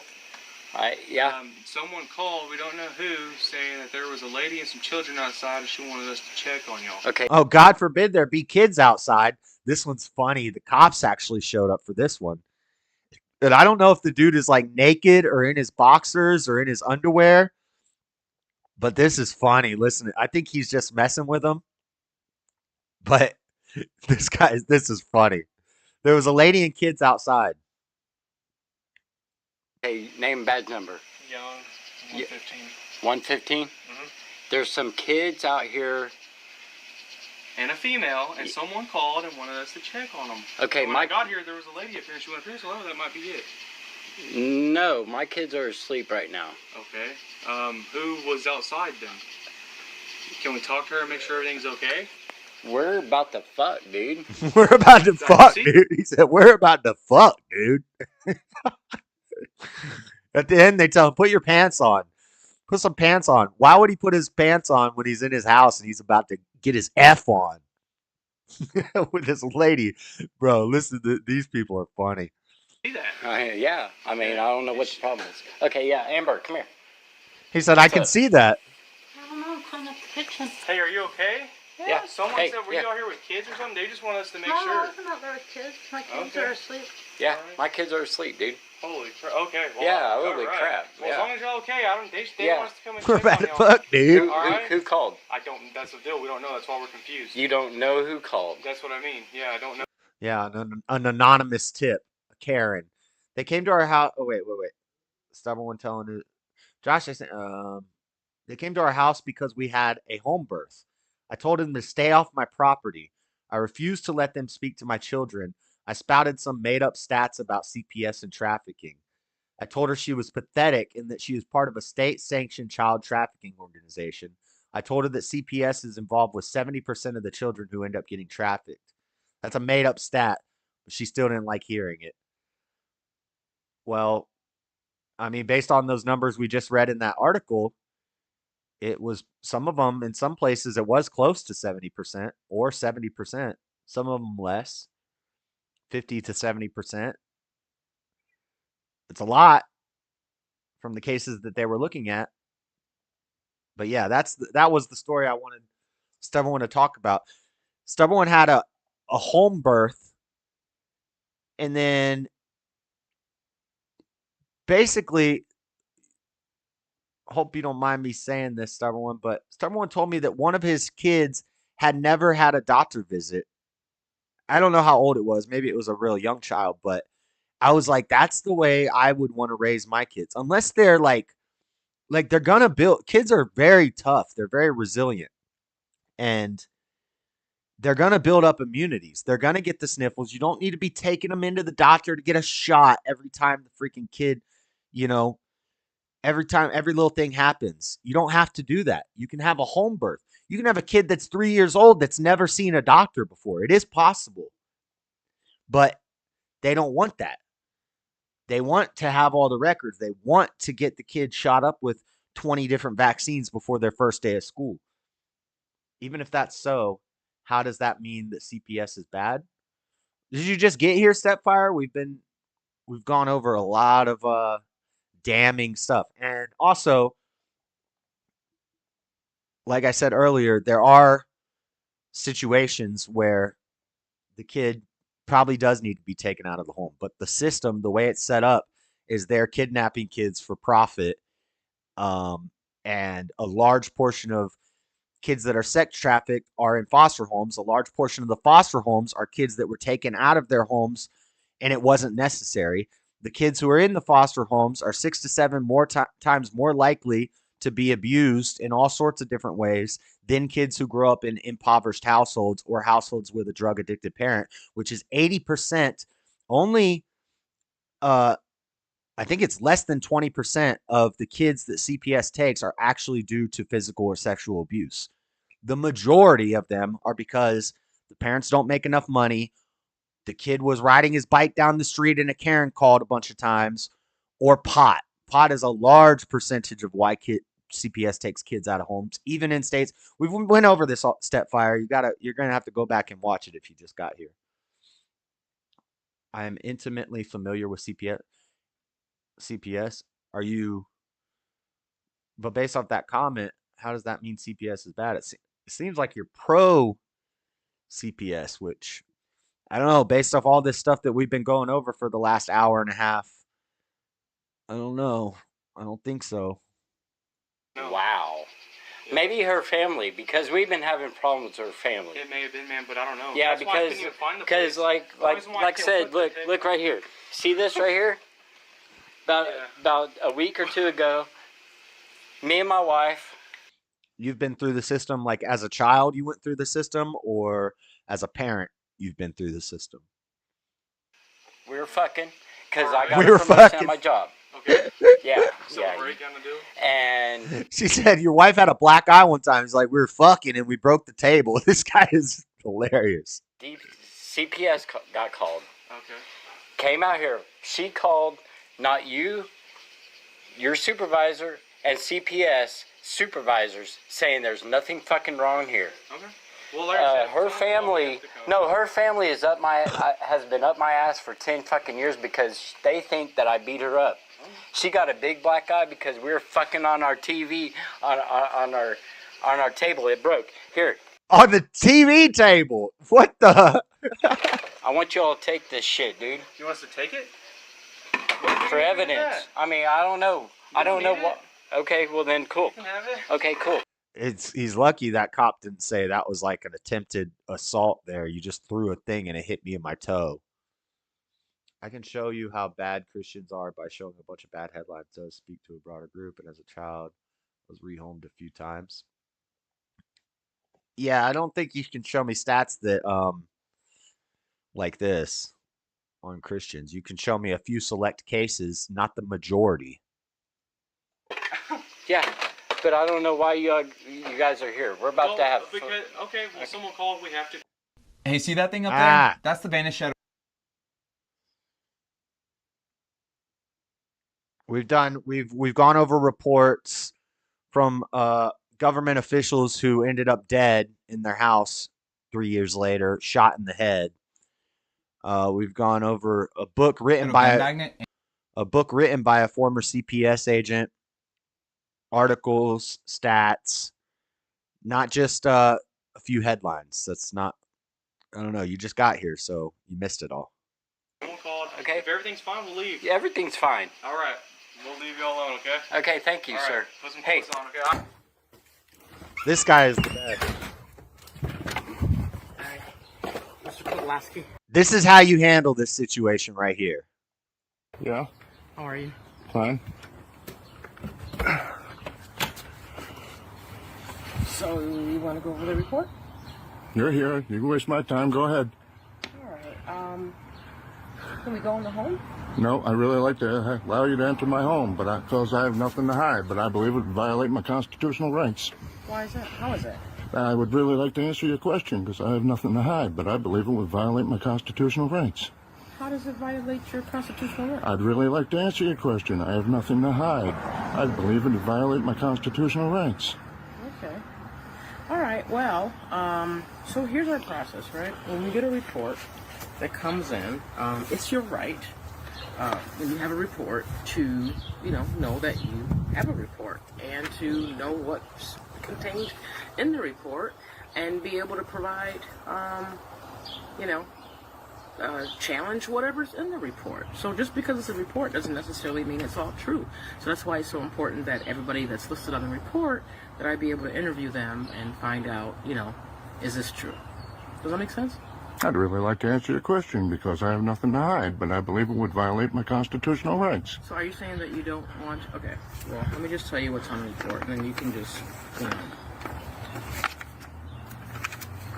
Okay. So it says, as a punishment, the father punches 16-year-old Brandon in the face.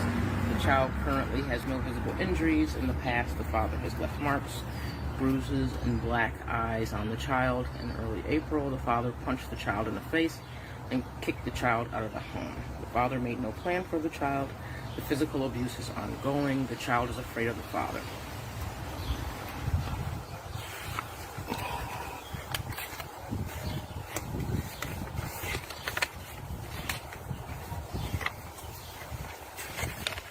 He's not going to answer your questions, lady. Do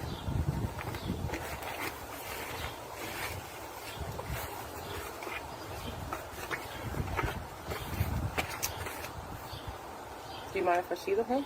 I'd really like to let you into my home, but I believe it would violate my constitutional rights. Okay. Do you have anything that you want to say about the report? I'd really like to answer your question because I have nothing to hide, but I believe it would violate my constitutional rights. Okay. Well, if at some later date you'd like to have a more in-depth discussion about the report,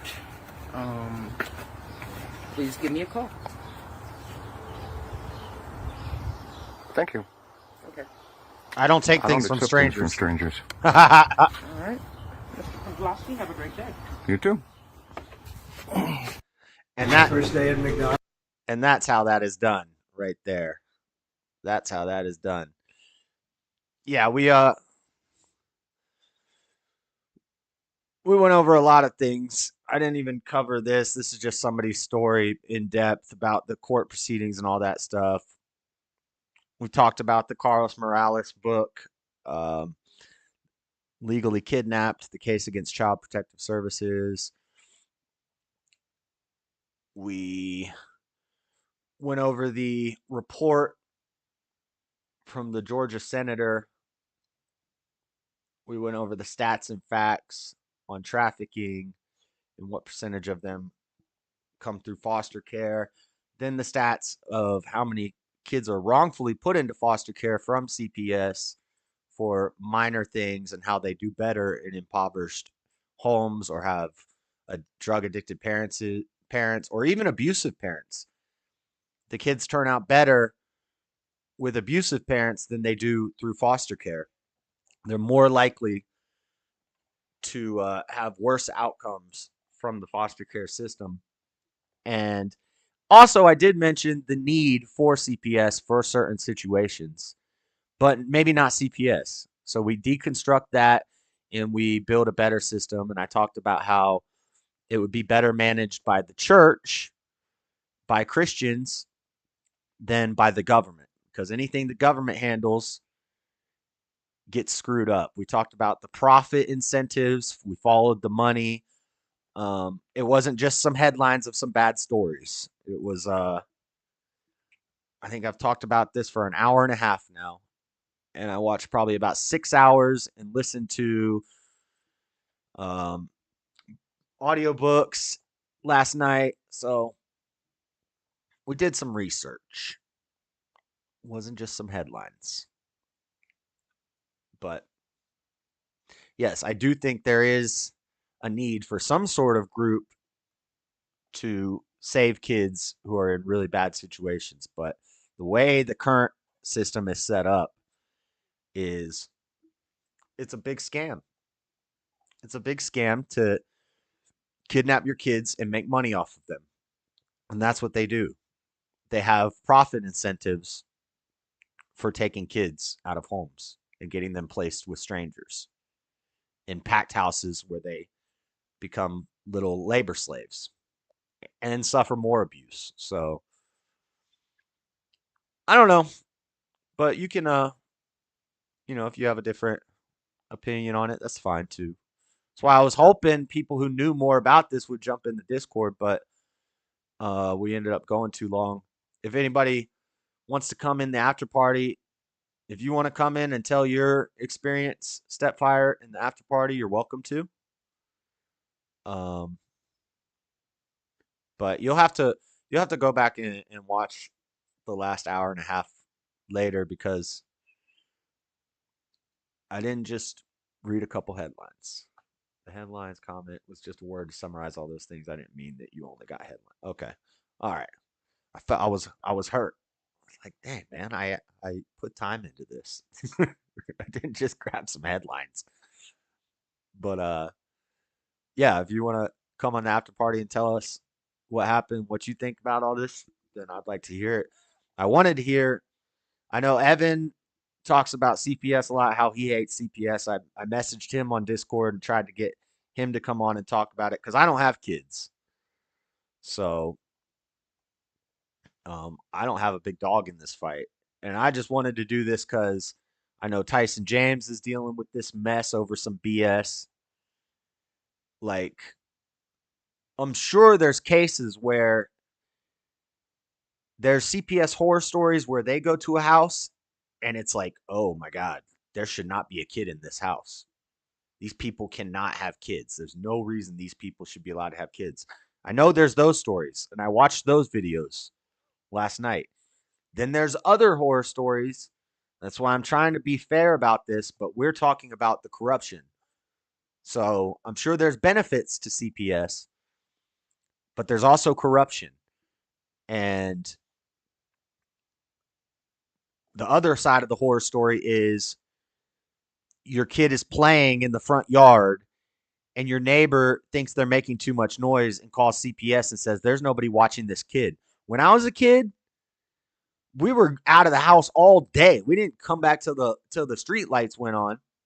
We were in the woods, building tree houses that were not safe with wood that we stole from the trash dumpsters at construction sites. We'd go build this janky ass 3-story tree house that's like 30 feet in the air. Snakes, alligators, gone all day. No cell phone. You can't call, and mom can't call and check in on you. You're gone all day. They don't know where you're at. It gets dark outside, you come home. Nowadays, you can have your child taken for that. And then they push the pot on people. They legalize the pot. They push the pot on people. The parents think, oh, it's legal here. So they get some pot and they start smoking it. Then CPS shows up at your house and says, you're smoking pot. We're going to take your kids. Large percentage of the seizures of children are from marijuana, which is, I told that story of that girl I knew. She got caught with not a distribution charge. She got caught with possession of some weed, and they took her kid. They took her kid, and it ruined her life. After that, she was never the same, and she got hooked on all the other drugs. I'm not pro pot legalization because I think it's a setup to lure people into a false sense of security when they smoke their pot so that they can take their kids and take their guns. But I also don't think that, even though I'm not against pot legalization, I also don't think that just because you smoke some pot, they can take your kids. Like, no, that's crazy. But anyway, we went way late today. My sister wasn't sleeping. I'd make her talk to you. She has 5 kids and has been called on more than a few times. Yeah, and they can show up for anonymous reports. There could be somebody that doesn't like you and calls and reports that you're doing something to your kids. And then if CPS shows up, they're going to lie to you and make you feel like you're their friend so that they can take your kids because they get paid more for taking your kids. There are profit incentives. Follow the money.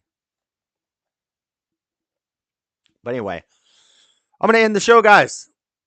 We're going to start the after party in about 30 minutes. I got to go walk Echo and get some brews, get some beers. We're back on the no liquor thing for a while. I might get some, because I had to go back and watch some of my birthday stream because I didn't remember like a lot of it. I was like, what the hell did we get into last night? I had to went back and watch it. I don't know if Are You Crazy is going to show up anymore because I guess I went in pretty hard on emotional support animals, and he said, that's my trigger, JS, and I'm not going to let you get me upset. I wasn't trying to get him upset. It's just, it's like a bit I like to do about making fun of emotional support animals, and I don't think he liked that.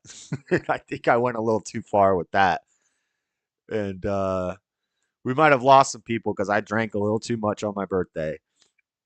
When I took the sweater off after that point, you could just see it in my eyes. I'm just like, and Mr. Mad joined, and it got crazy.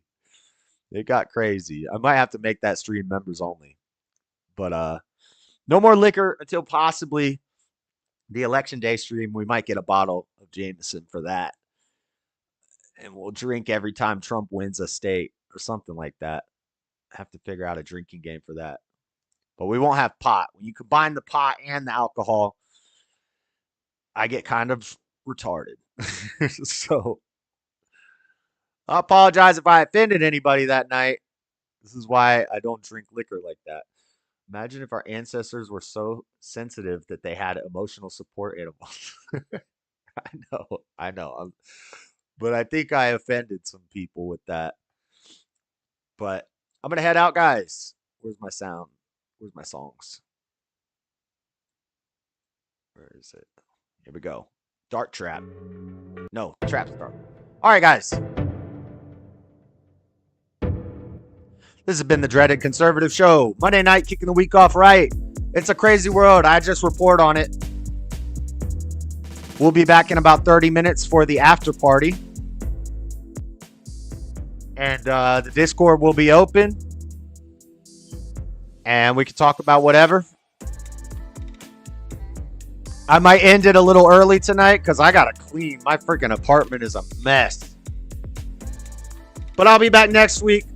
Next week, not a lot of news, not a lot of politics. Next week is the Halloween show. We're just going to try to chill and carve a pumpkin, a Trumpkin. But check in for the after party thumbnail here in a bit. I'll see you guys later. God bless. Hit the like